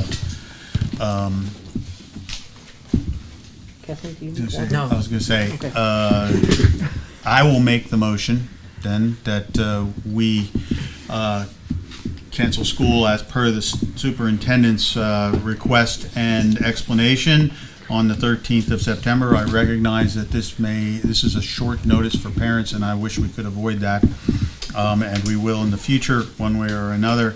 But I will make a motion. Do I have a second? Second. Okay. Ms. Cannon, did you get that motion seconded by Pam? Discussion. Anyone have any points? Yes, Ms. Walsh. This isn't going to be extremely disruptive to families. I just think we really have to acknowledge that to find childcare in less than a week is going to be very difficult for a lot of families, especially, they're just coming off the 2-day week and the 4-day week. I'm going to vote for this because I think with the safety issues, especially with the changes in state law, it is not wise to have our kids and our staff in the building. But I think we need to figure this out and build it into the calendar for future election years. And as we do that, I think we also have to look at some of our other practices in the beginning of the school year and how we do these short weeks and what they mean for families. So, Thank you, Ms. Walsh. Other comments? I have a quick question. Yes. Do we have a policy for students and staff, like, blizzard bags when there's a snow day and the students can do work, and then if a percentage of the students do the work, it doesn't count as a day that needs to be made up? Like, will this day need to be made up? Just like a snow day. Right. So, but do we have that kind of policy or no? No. Okay. We don't have a blizzard bag policy for snow days either, right? No. I was just being clear. All right, other comments? Yes, Ms. Hastings. Do we meet the requirement for hours without having students and staff make the stay up? Well, it's a little early to decide that. I haven't had any snow days or anything yet, so I evaluate that as we get closer to the end of the year, because I have snow days are an emergency day. We've had, not unlike in the fall, to have a hurricane day. I'm not trying to. No, I just feel right now, like today, it seems like a with double 177 days, with 177 days, we have enough hours. Okay, but now I'm one less day if I don't make it up. So then what happens in this winter and what happens? Well, we usually make up snow days. That's a practice Well, that we don't. families. No, we No, haven't we for a don't. long time. Always. We didn't last year. We made up one. But we gave the kids 2 days of, the teachers had their contract for 183 days. They adhered to the contract. But the kids had 175. Yeah, I guess a concern I would have is that we just heard about all the positive vibes and goodwill, and now a week or two in, we're going to say, well, you're not going to have school, but you're going to have to make it up, and we know that this is hard on families. And it's going to be difficult, well, not as difficult for staff, but on the other end, it will be. I don't know. I just don't know how I feel about, this isn't anything that, I don't know. Okay. Thank you, Ms. Hastings. Mr. Cotts. I think, like Pam, I'm not thrilled with this prospect. I would suggest that, I'm not sure which committee it is that deals with the city council, but I think it's an agenda item that needs to be brought up sooner than later. And I'm not sure that it's appropriate to put our families and children at not just inconvenience, but really put some way out. Although it's important to also have elections, but there ought to be a way to figure out some place besides the schools maybe to hold elections. Thank you, Mr. Cotton, and we will remand this to the City and Community Relations Committee to take a look at, as well as, does instructional cover the calendar itself? Yes, so both those committees should take a look at this. I would agree. Personally, I echo what Mr. Cotton and what Ms. Walsh said. I certainly understand the sensitivity and concerns of safety in light of the events at Uvalde this past year, as well as some of the changes in laws that affect our schools during voting times. So, other comments and discussion points, Ms. Cannon. I just want to say that I understand how disruptive this is going to be. But I also think that of paramount importance is the safety of our kids at the school. And I want to commend the administration and the city police department in trying really hard to work this out. But seeing that they can't, I don't think we really have any choice. As disruptive as it's going to be, we have as paramount responsibility is the safety of our kids. So I think we have to. Thank you, Ms. Cannon. Other comments or discussion points? Mr. Parker. Yeah, thank you. I agree with most of what's being said. I am curious as we move forward that, you know, the schools are the public schools. And at what point are we going to be closing them off to students? I mean, we need to, as a culture and as institutions, learn how to deal with this adversity. We can't keep closing places. We can't keep stopping our programming. I don't have the answer right now, and I support the decision because I understand the degree of safety that's required for our kids and families, but I think that's just the beginning, and we shouldn't come up with a conclusion to not use them until we've fully examined the how people are dealing with this larger question. Thank you. Thank you, Mr. Parker. Other comments? All right. Not seeing any. I will put this to the. Oh, go ahead, Ms. Hastings. I'm sorry. I didn't mean to cut you off. Is there any, for lack of a better word, appetite to consider, because of safety, closing the schools on the 13th, but not making it a makeup day on the board? Is that a board decision? Or is it an emergency day that doesn't, who determines whether they need to be made up? Isn't it at the state level? No, you have a responsibility for so many hours and so many days. That's by law. So I just follow the law. That's my responsibility. Emergency days where school day is you don't have to count it, is one that's usually the governor's office declares an emergency day and that day isn't counted. Those are really the only circumstances. No.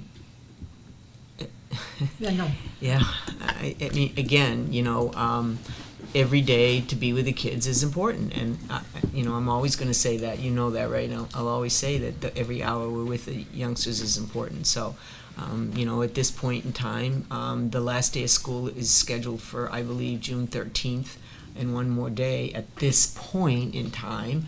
But you'll look at it again. I'll be back. As you know, I'll be back, and because you'll have to set the final day, we set graduation. We'll do all of those things together, and So if we'll we had determine that. If we had a lot of snow days, we'd have an option to maybe Oh, look sure. at this I mean, and you say, you have 5 days built in your calendar. I have to, by Department of Ed regulations, that you build in to your calendar, and I submit the calendar to the DOE every year. I have to build in 5 days. That's a requirement. So you have those days, and there are times in my career that we've certainly gone over those 5 days with significant snowfall.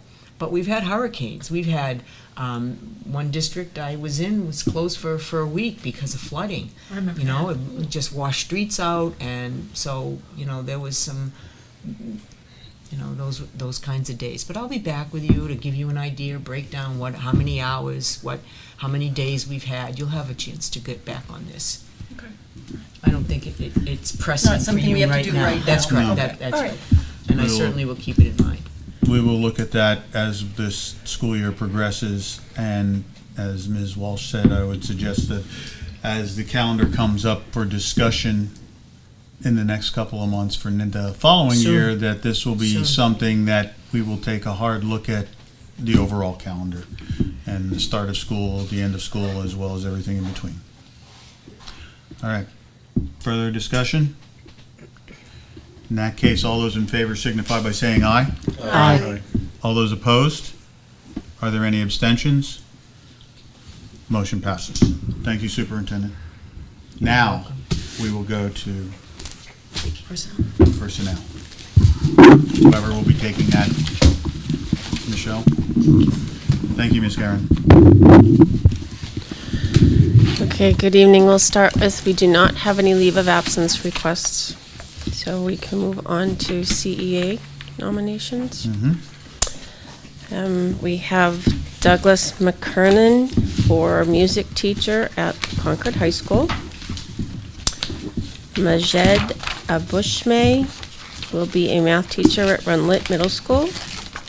Andrea Kane is going to be a classroom teacher at Runlet Middle School. Rebecca McKenzie, classroom teacher at Runlet Middle School. Christian Svinland will be a classroom teacher at Runlet Middle School. We have Nicole Cotnoir, a speech language pathologist at Abbott Downing School. Patricia Hutchins will be a classroom teacher at Abbott Downing School. Amy Knight, a classroom teacher at Abbott Downing School. Jamie Nazaro, classroom teacher at Christa McCullough. And Carrie Stone, digital learning specialist at Christa McCullough. Thank you, Ms. Guerin. No, it's okay. Do I have a motion to accept the nominations, the CEA positions? So moved. Thank you, Mr. Cotton. Do I have a second? I'll second. Okay. Moved by Mr. Cotton, seconded by Ms. Higgins. Is there any discussion? Some last minute fills. I'm glad that we are filling our positions, yes. All right, with not seeing any discussions or any comments, all those in favor, please signify by saying aye. Aye. All those opposed? Are there any abstentions? They are approved. Thank you, Ms. Karen. Okay, we have fall coaches. We have Sean Breen will be girls freshman soccer coach. Derek Mercier will be the boys freshman football assistant coach. Isabella Sandler will be girls JV volleyball. Aaron Thompson, boys freshman soccer. And Maria Wimpy will be girls volleyball at Runlet Middle School. Thank you. Do I have a motion to accept the coaching nominations? So moved. Moved by Ms. Higgins. Is there a second? Second. Seconded by Mr. Cotton. Is there any discussion with regards to the coaching nominations? Are all of our fall positions filled? I would have to check on that. I'm not sure. Yeah, I know that's I not think an they're easy pretty question. good. It's pretty good. Awesome, thank you. Any further discussion? Not seeing any. All those in favor signify by saying aye. Aye. All those opposed? Are there any abstentions? Motion passes. Thank you, Ms. Guy. And just for a quick update on our vacancies, as you said, we had a lot of fills in the last stretch here.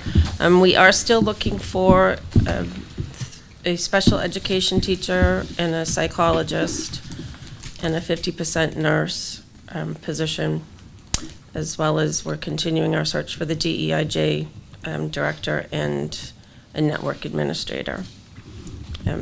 For our total vacancies for ed assistants, which includes program assistants, and for the preschool program, we have a total of 35 vacancies.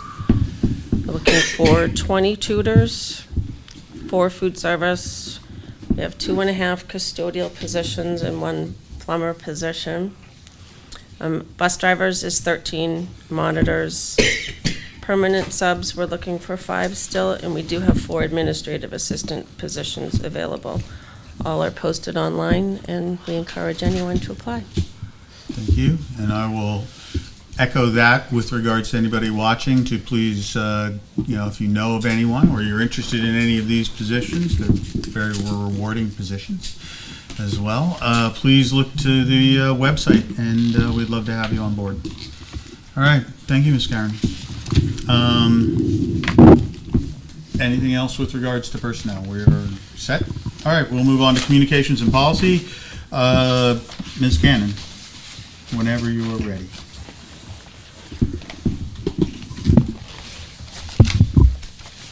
Okay, we've got a couple of policies that are before the board for a first reading. The first one is the revisions to the drug-free workplace policy. These revisions, if I recall correctly, we last saw them back in July, but are required by federal law. We have to update them to come into compliance with the new regulations. One of the things that was very, very important to the committee when we discussed this was to emphasize that our policy not only is a drug-free policy, but also a supportive policy for our staff. If people find themselves in a bad spot, they need to know that they can reach out and there will be a safety net. So one of the things that we as the committee asked for was, in addition to posting this drug-free workplace policy, which I believe is required, Michelle, you can correct me if I'm wrong, but I believe it's required by law to be posted, that next to it was going to be a post for employee assistance program and places, resources where people could reach out if they found themselves backed into a corner. We don't want to see people punished if they can get help. So we don't want people not seeking help. right. This is not just a stick. There's a carrot as well. So so that was the drug-free school. The instructional resources and instructional resources plan, if you'll recall, in the headlines, there's been a lot of stuff about, in other districts, about parents being unhappy about particular curriculum resources. This is our version of the policy of how we handle citizen and I'll just say citizen because there's some question about who can actually object, but citizens who have objections about curricula and resources and the procedure for which they need to go through if they want to have something not be available to students. There's both a sort of a district-wide policy, as well as if you jump down to policy 650 and 634, those are directed specifically for objections of parents to what is being taught their individual child. It's less, this shouldn't be available to the whole district, but that I opt my child out. So those are the policies. I would encourage people to please read them. It's a hot topic these days, so please read them with care. If you've got questions, if you've got changes in language that you'd like to see, please reach out to me so that I can work with Karen and resolve those text or editing questions. Yeah.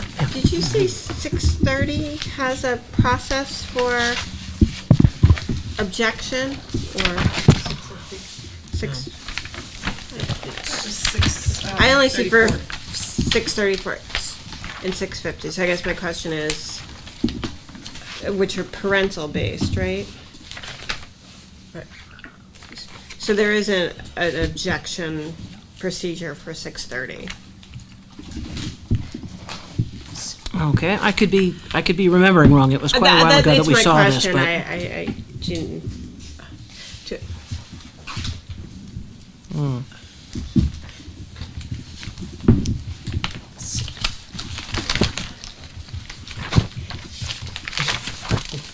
Gina, 6 Did I get this wrong? Well, It's you, no, entirely possible. No, but 630 was that it requires that a plan around instructional resources and materials be done, that there be a plan, curriculum and resources available to support instruction. The one that is around where parents have objection is 650. And that one is where a parent can object to a curriculum. The question about citizen, Gina, we haven't dealt Oh, with is that the yet. one that we sent back to We committee? were unsure Okay. about it because I'm we sorry. were not sure what it meant. And did Well, they have, who does is a a citizen citizen have and- standing? Yeah, it was Who a has- question of standing. Right, Sorry. right, and we, so this one only is the parent objecting. My bad, I got I them just wanted, confused. I couldn't Yeah. find the objection process, I- and that's why I was yeah. looking for it. So, I think that clears it up. Yep, if you, I understand, we had, at times, it got more complicated than you would think. But we had people, if you recall, during previous public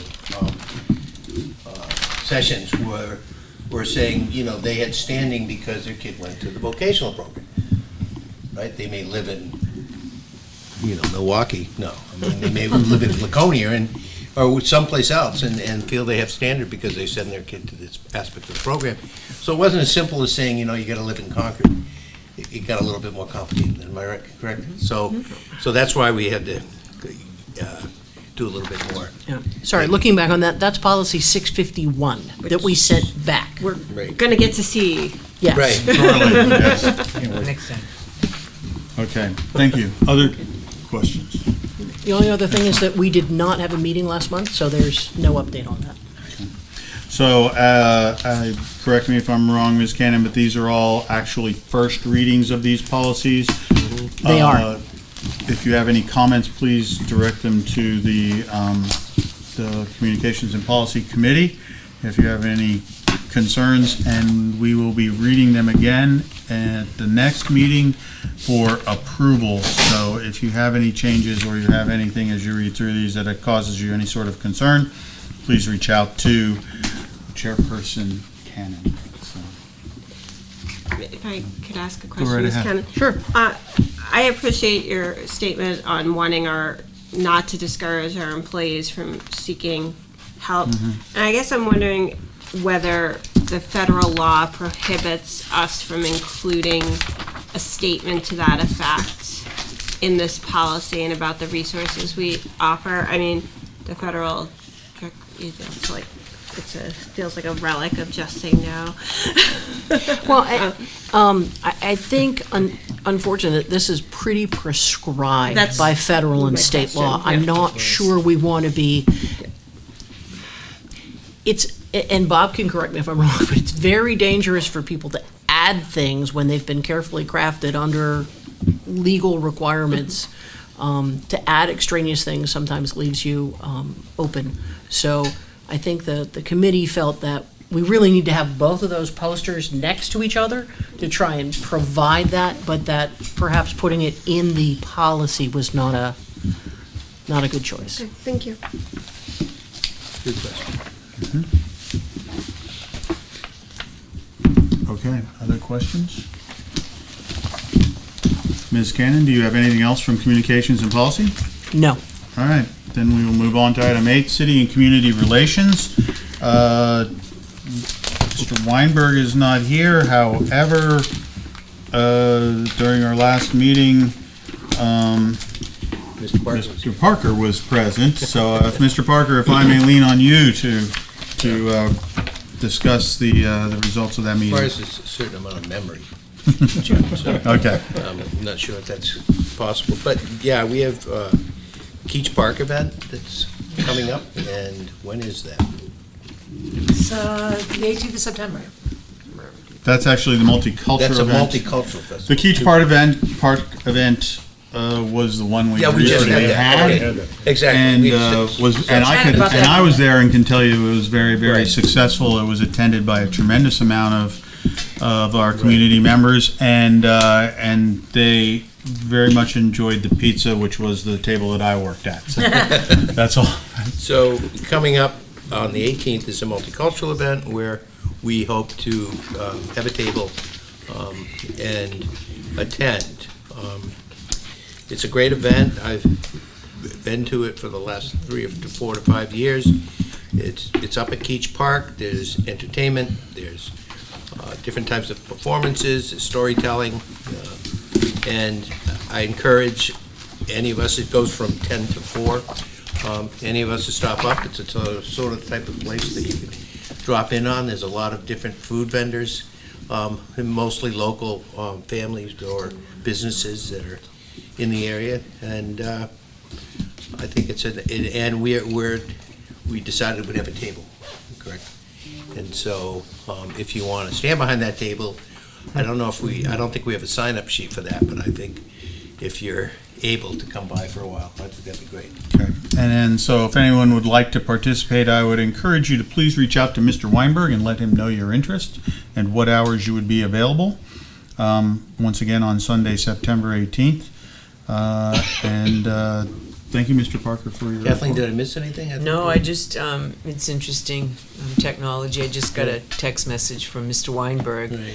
indicating that the multicultural sign-up sheet is done and it's available, so I'm sure you'll hear from him. Mr. Weinberg is paying attention in Yes, he real time, is. and I think he's appreciate now- his input. yeah. So even though he was unable to be here Right. this evening. So there is a sign-up sheet, and I encourage everyone on the board to please take a look at that and do what you can. Thank you. Do you have anything else, Mr. Parker? Nope. All right. Superintendent, who will be covering our subcommittees, which sustainability and then our anti-racism equity subcommittee? Right, I think sustainability is Jonathan. I really don't have a report from him on that. I don't know as they've met, so, Okay. but we'll continue to have those meetings. The equity, we haven't established our first meeting yet for the year. We will be doing that soon.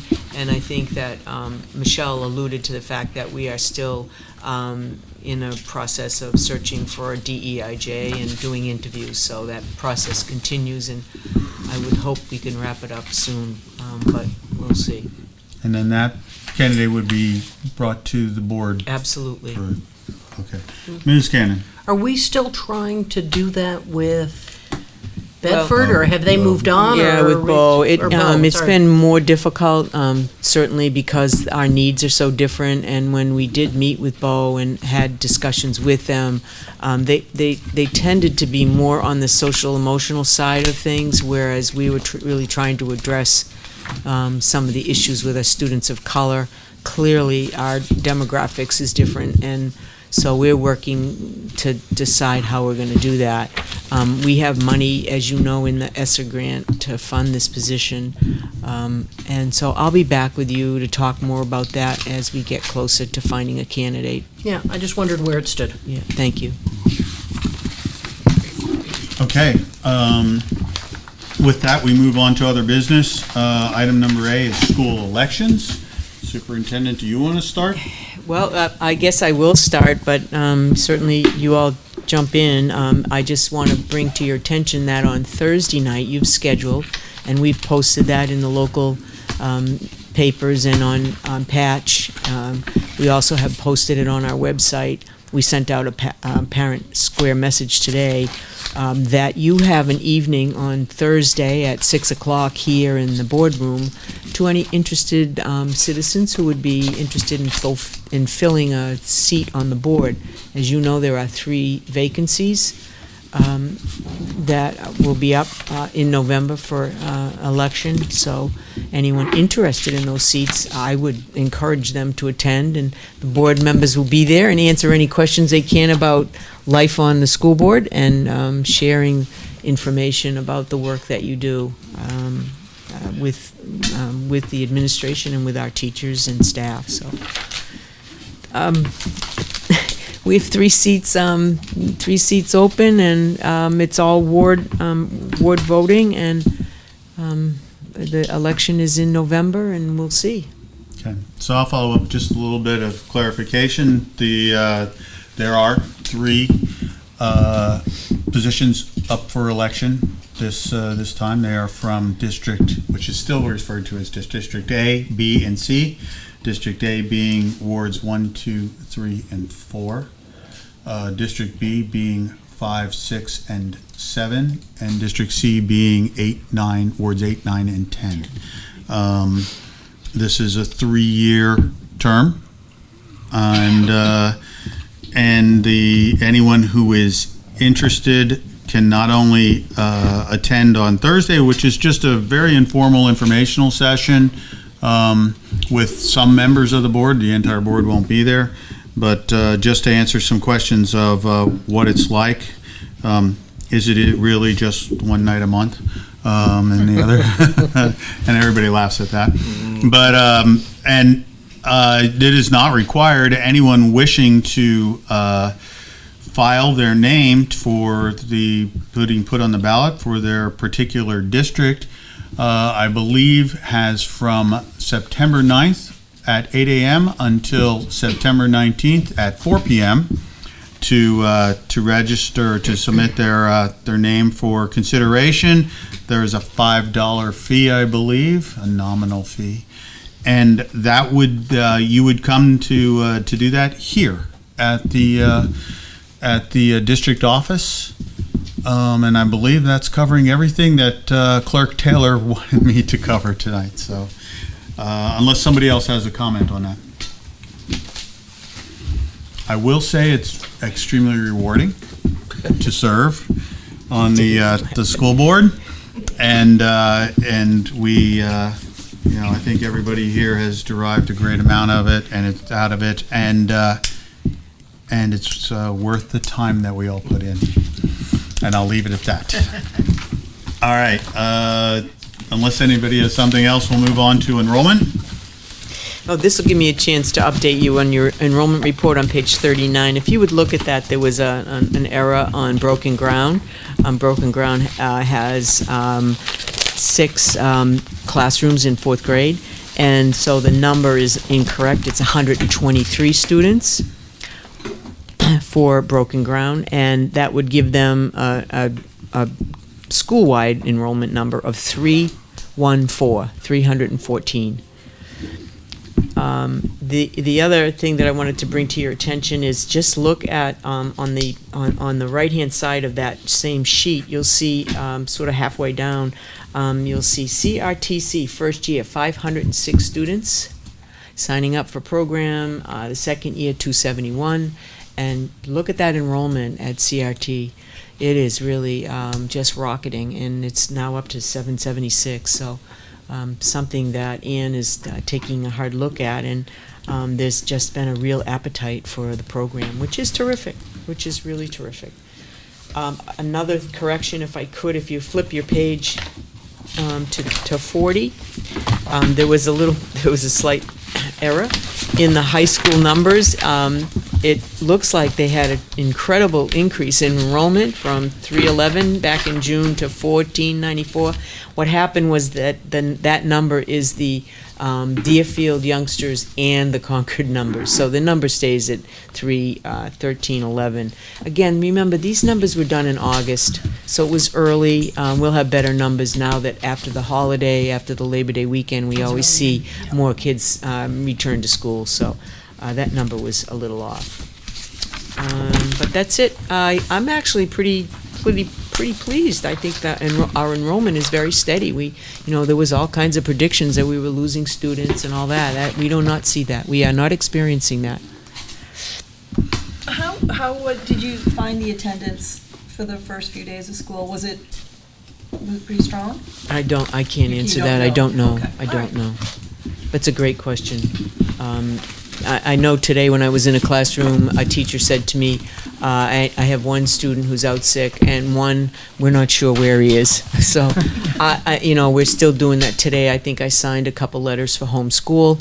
So we're seeing still some shifting in the enrollment. Still early. Yeah, it's still a little early. Usually after Labor Day, we begin to see it steady. So I'll have that. We'll update you. I'll actually update you in my weekly report. Okay, great, thanks. Superintendent, you said you've added a first grade classroom at Abbott Downing? Yes, I did. So there's going to be 4 first grade classrooms at Abbott Downing? Right, we're at 70.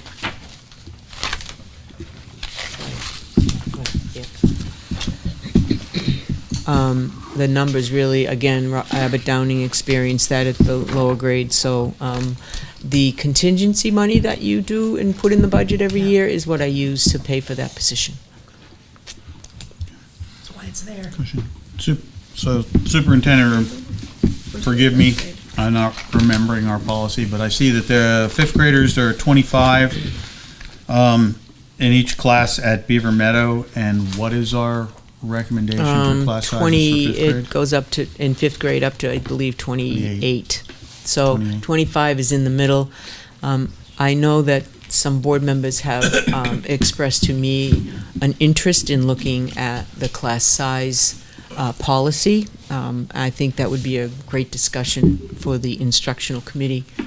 And I believe that the chair of that committee has also has an interest in talking about it. So I'm hoping that this another area that we will tackle this year. Okay, thank you. And other than that, it looks very good. And the only questionable one was going to be the Abbott Downing first grade, but it seems like you've addressed that already. Right. Everything else looks pretty good. Right, we're keeping a close eye on Beaver Meadow out of that fifth grade. Everything else seemed to even its way out. Remember, we had some concerns out there last year, but I want to make sure that those numbers are accurate, the 225s. That I don't know. That, again, these numbers were late August. Certainly. And then if they are at the higher end, I know you consider having teaching assistants and ed assistants in there as well. Right. Thank you. Any other questions? Okay. Thank you. Not seeing any. We will move on to New Hampshire School Board Association resolutions. Mr. Weinberg is on that committee, and he's not here, but I believe that Ms. Cannon can speak to that as well. So, Ms. Cannon, would you please take the lead on that? Absolutely. Sorry, Jonathan, if you're watching. So, I kind of abdicated the New Hampshire School Board Association meeting this year to Jonathan and Kate. I thought someone else should rotate through. But what happens at the School Board Association meeting is that all of the delegates that go have to vote on a variety of different resolutions that are sponsored or put forward by a variety of different school districts. What we've done in the past 2 years is actually gone through the resolutions and voted yes or no so that we can give the delegate, Jonathan, and or the alternate, Kate, instructions on how we want, as a board, how Concord School District wants to vote on these resolutions. The resolutions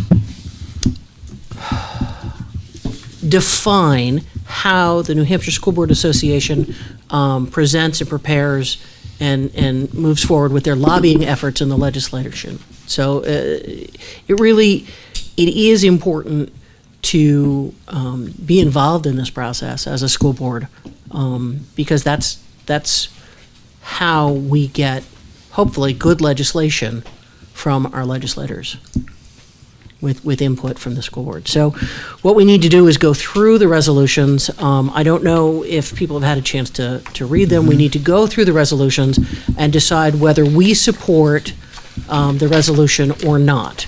Historically, we have always accepted the decision of the New Hampshire School Board Association, so, for what that's worth. Okay. Thank you. Do you want me to do this, or do you? I don't care. I mean, go right so ahead. Thank you. Looking at number one, it has to do with whether or not quora need to be physically present at subcommittee meetings or whether people can Zoom in.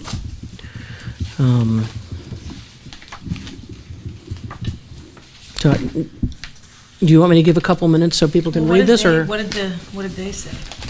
They actually have come with alternative language from that which was proposed by the Raymond School Board, which was making this recommendation. Right. School Board Association said, yes, we support it, but with some alternative language, because they want to make sure that the transparency and the notice requirements are being met. So it's not like things are potentially happening behind closed doors via Zoom. Right. Because people need to remember, too, is that a lot of other school districts do not have places for public comment at committee and subcommittee meetings. So, So, does anyone have any anyone have any questions discussion, about questions? number 1? I personally would support the New Hampshire School Board Association's alternative language, Yeah, me too. and would make that motion that that's what we would direct our delegates to do. Is there a second to that? Second. Seconded by Ms. Walsh. All right, discussion? None? All right, all those in favor signify by saying aye. Aye. Any opposed? Any abstention? All right, so that's what we would like to express to our delegates. Okay. Do you want to do the roll call while I'll try and do the explanation? I Does think that make that's- that, okay. I think that'll work. I think that'll work just fine. So, but we don't have to do a roll call. We can do this as. Oh, no, I just meant, do you want to call the votes? The vote, sure. Sorry. So basically, if I understand this one correctly, the second question had to do with school safety and the fact that there needs to be more assistance from the state, more assistance from the budget, more assistance with physical plant if schools, particularly smaller districts, are going to try to comply with school safety. So in this one, the Conval School Board lists the proposed resolution as you have it and have a chance to read through it.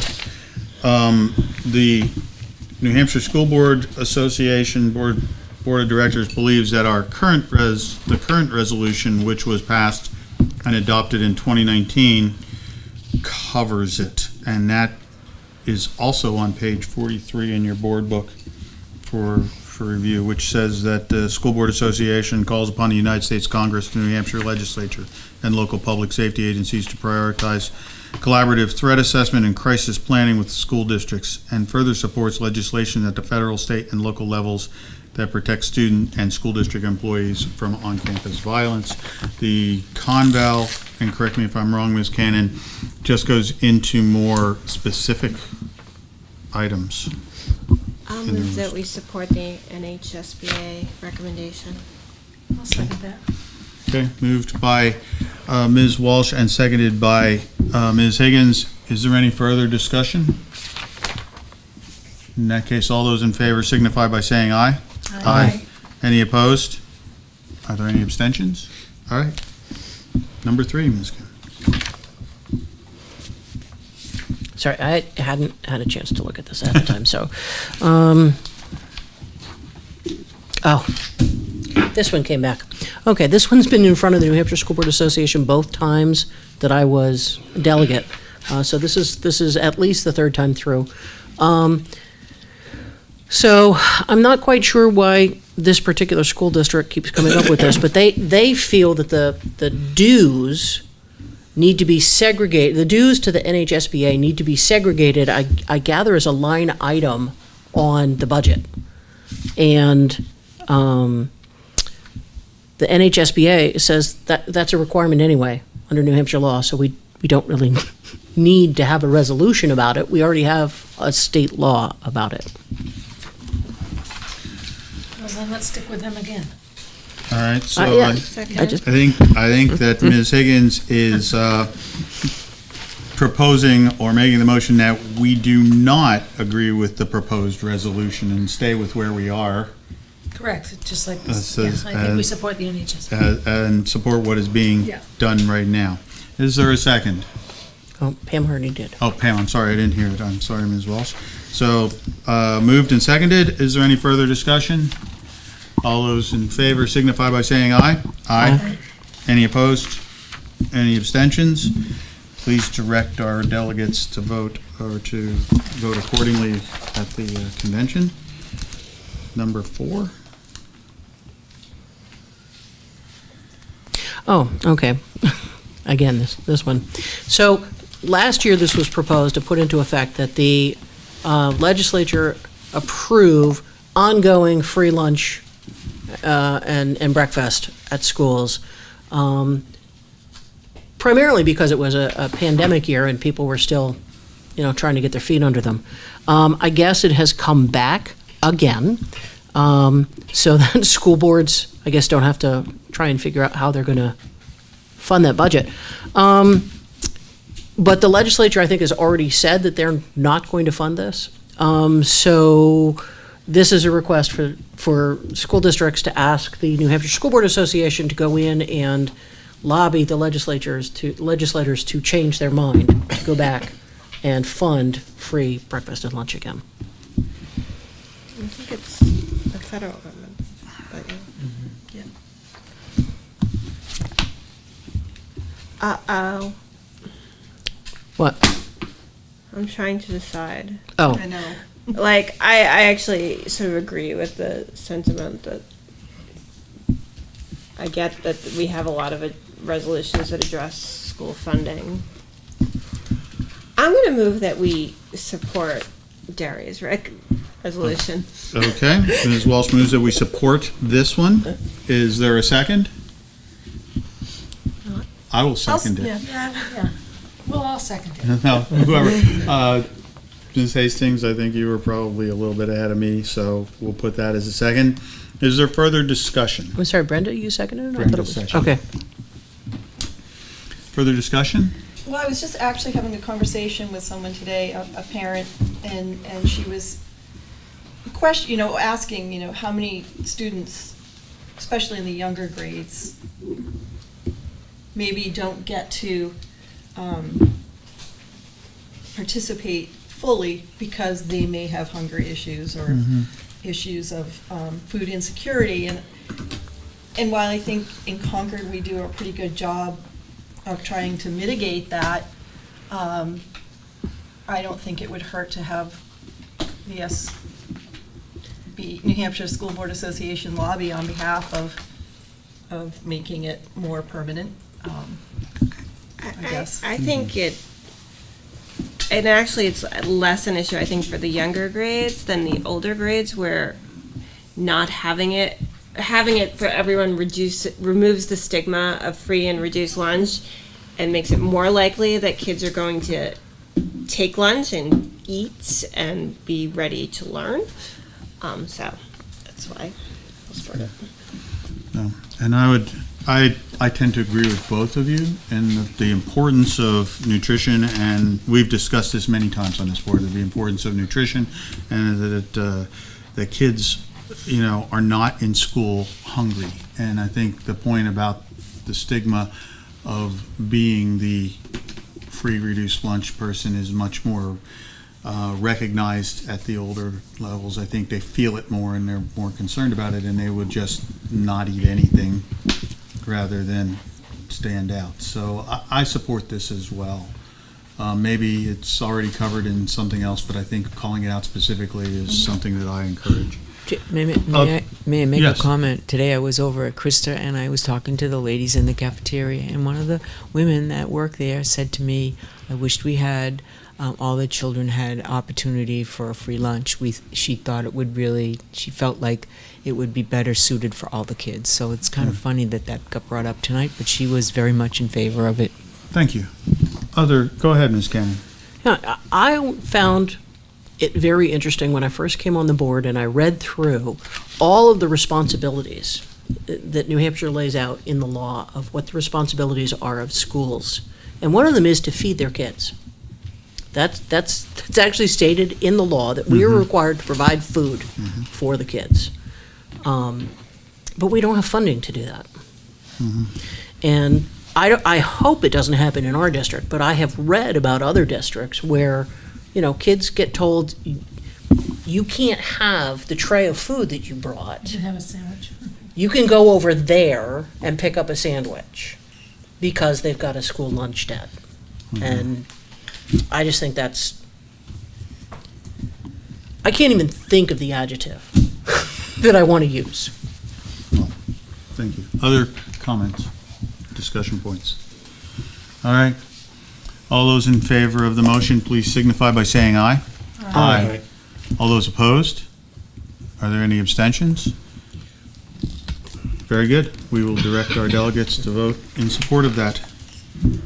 Next.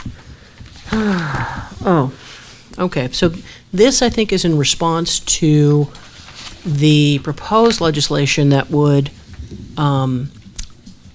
Remove everything from the curriculum. okay, thank you. I was trying to find the language, limit the curriculum to reading, writing, and arithmetic. Right.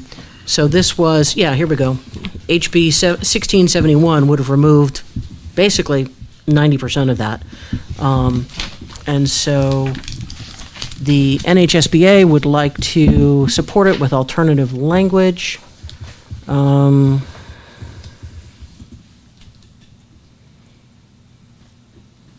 Yeah, I'm not sure. I move we adopt the alternative language. I took Yeah. a look at this, and it looks to be pretty consistent. It's just laid out differently. Yeah.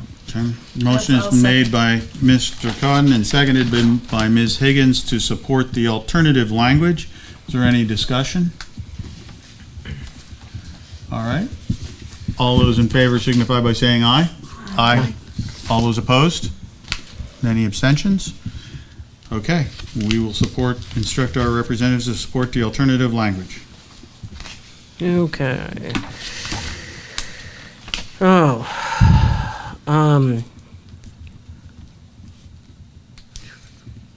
Oh, okay. So this has to do with funding the retirement system, and using, I'm not even exactly sure I understand what proportion they're requesting to use. The pre-Great Recession, I think the state share was 20%. Well, I think Great Recession, So, yeah. It so was, 2008. So I think they want to get back to those levels. Right. And the board's position is that they already have that policy. So I would move that we support their recommendation. Okay? well, wait, support the recommendation or support Support the New Hampshire School Board? School Board's recommendation. So not support this submitted resolution. Can't shove things back to local districts. Okay? So, I'm sorry, did someone, Ms. Walsh okay. made the motion to not support the resolution submitted by Chester Academy SAU 82, and that was seconded by Ms. Higgins. Is there any discussion? Not seeing any. All those in favor, please signify by saying aye. Aye. Any opposed? Any abstentions? The motion is passed. We do not support item 6. Who seconded that motion? Barb. Ms. Higgins. And number 7? I'm going to move we support Dresden.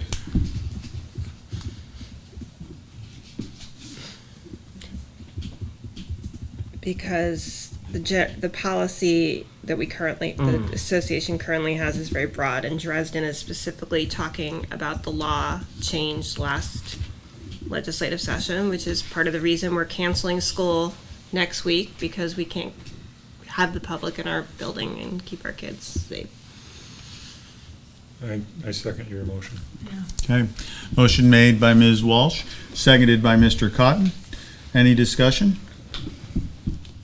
No need to discuss. We All just right. support safety, yeah. All those in favor of the motion, please signify by saying aye. Aye. All those opposed? Are there any abstentions? Please note that we support the item number 7, the resolution submitted by Dresden School Board. Okay. Item number 8, Oh, okay. another yeah. item submitted by Dresden School Board.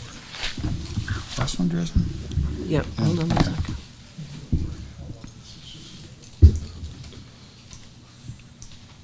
Okay, so I think this came out of last year where the New Hampshire School Board Association, the National School Board Association came out and it took a political statement and said, well, this is how everybody told us they wanted. And then it turned out that most local school board associations, in fact, did not tell them that. And they withdrew from the national level. So,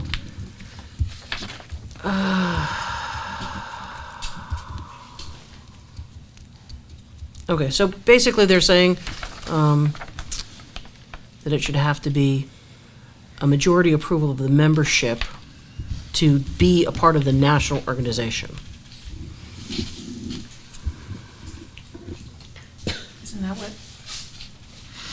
Well, so what Well, happened, there's- what yeah. happened last year is that the national, and I forget which political position they took, but they basically came out and said, this is what all the local school boards wanted. And it turned out that that wasn't true. And so there was a lot of hate and discontent between state school board associations and the National School Board Association. And I believe New Hampshire pulled it out of the Yes, they National did. School Yep. We Board did. Association.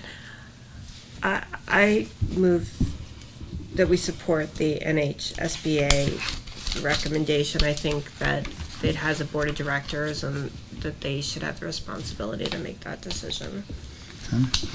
Motion made by Ms. Walsh. Is there a second? Second. Seconded by Ms. Hastings. Any discussion? Mr. Parker. This is something that happens sometimes. I think it happened with Chamber of Commerce's too, where your dues are going to a Chamber of Commerce for local support, and then the National Chamber of Commerce has its own political agenda. And sometimes it does not match the local agenda.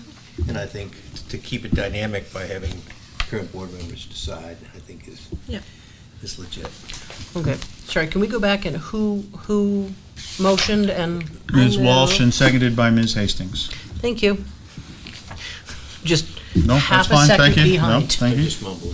No, you didn't mumble. It's okay. It Any actually further makes sense what you discussion? said. All right, all those in favor of the motion signify by saying aye. Aye. Any opposed? Are there any abstentions? All right, please direct our delegates to vote accordingly. Good job. That is the last. Good job, you guys. So, thank you, and I do appreciate Mr. Weinberg and Ms. West volunteering to represent us during this very important conference. So, that is it for other business. Superintendent, the proposed calendar of meetings. Right, and you can find those meetings on page 51. End of your book. Rest of the week, we have a capital facilities meeting tomorrow night, 5:30 here in the boardroom. And again, on the 8th, you have a candidates information night here in the boardroom from 6 to 7. We also have a negotiations meeting that night. Yeah, that's the addition. We will meet, the negotiations committee will meet at 5:30 so that we can discuss the proposal from the tutors, if we could do that. And then, if we could, now this is the part that's, we have a lot of people at the meeting on the 12th, Finance and Capital Facilities. Could we in fact have a special meeting after they conclude that meeting? And that's probably around 7, to vote on the proposal for the tutors. The reason is that we'd like to be able to have their first paycheck, which is on the end of the month, 15th, 16th. 16th, Michelle? Yes. We'd like to be able to have that paycheck reflect the new wages. So, with that, if we could Would it? post. Say that again? I mean, what's the lag time on paychecks like? Well, their What- first check is on the 16th. Yep. Could you actually When do physically you close the do pay it? period? Oh, well, Yeah. well, they'll probably they'll run checks around the 13th, right? It will be waiting for the 13th morning for the response. I mean, it's a Okay, fine I line. just- I'm just- just it'll trying to be- give them it'll be- if you would agree to having a meeting after the finance and capital, and, because most of you are here for that, when you think about it. And we vote on that contract. And what, for those of us who aren't on those committees, what time would that be then? 7? 7. Finance has got a fun, busy agenda. You do have it. So, Ms. Walsh says it's a fun, busy agenda for that, and everybody should come to the Yeah, Finance yeah. Capital Facilities Yes, meeting. exactly. Good times to be had by all. Yes. Does anybody have any problem with that? Yes. Not with that. With the meeting at 7 to consider the tutors contract pending approval by the negotiations committee on Thursday. All right, let's schedule it. And again, that week, primary elections on Tuesday, and then on Wednesday night is our instructional meeting here, 5:30. Following week, bring your attention to the Concord Multicultural Festival over at Keach Park. It's all day, kind of 11 to 4 activities. Filing closes, because remember, the filing opens for candidates on the 9th and closes on the 19th. At 4 o'clock, and I remind everybody that if you're interested in filing, you file here at the SAU office. That night, we have an executive committee in City and Community Relations. That's it for the week. The following week, we will have our policy meeting. So Kathleen, according to the school district calendar, the communication and policy meeting is scheduled for September 21st. So just so that you know that Did we- electronically, it says it's on the 21st. Yeah, we changed that out. We though, did, didn't we? because- Jonathan couldn't because- make it. Jonathan can't make it, and And Jim we and I can't can't make make it. it. Oh. Because It'll be it's, at back-to-school Because you're night back for to our school children. night, so we switched it to that. I will right, check the but it's, calendar. yeah, Um, sorry, yep, it let me just pops, make a note. it Yep. populates through on my Yep, I will phone, so. sit with Bridget tomorrow. Let me make a note. 21st to the 26th. Okay. And then, October. Sounds like you just got started. And so we have, the first week, we have a school board meeting on the 3rd and an instructional meeting on the 5th. And I think we're planning those agendas for the instructional committee now. I know you have some things. No school on the 7th, which is a PD day. Indigenous Peoples' Day is on the 10th, and there'll be no school on that day. Same thing the week will be capital facilities. Hopefully we'll have some action there. We'll see some action. Finance on the 17th. 19th is communication and policy. I don't know if that's gonna be a problem. Gina, is it Wednesday night? A difficult night for John, but I don't, yeah. The following week, executive committee, city and community, and remember, you always finalize the budget on that last Wednesday of the month in October. Finalize your budget And before they set taxes. since Mr. Dunn is not here, I want to stress the importance of everybody attending that 26th meeting. It is a critical final step in that budget process. Right. And the only thing I will add is that school board members are always welcome at the back-to-school nights. I encourage you to go to as many or whichever that you would like. It's always exciting. And as Gina said, I will be at the Concord High School That's right. back-to-school night. Your last so, year. as will she. All right. Anybody else have any additions or comments with regards to our calendars? Very good. With that, we will move on to our next public comment session. I believe we have 26 minutes at least left for anyone who would like to make those comments. Is there anyone out there that would like to make a public comment this evening? 26 minutes, yes, thank you.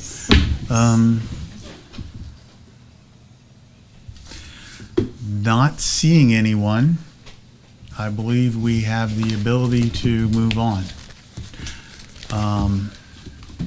Okay, and with that,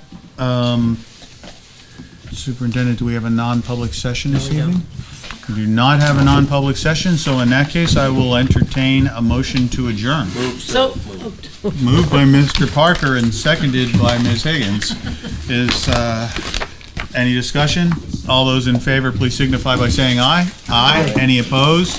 Any abstentions? Thanks, everyone. We're adjourned.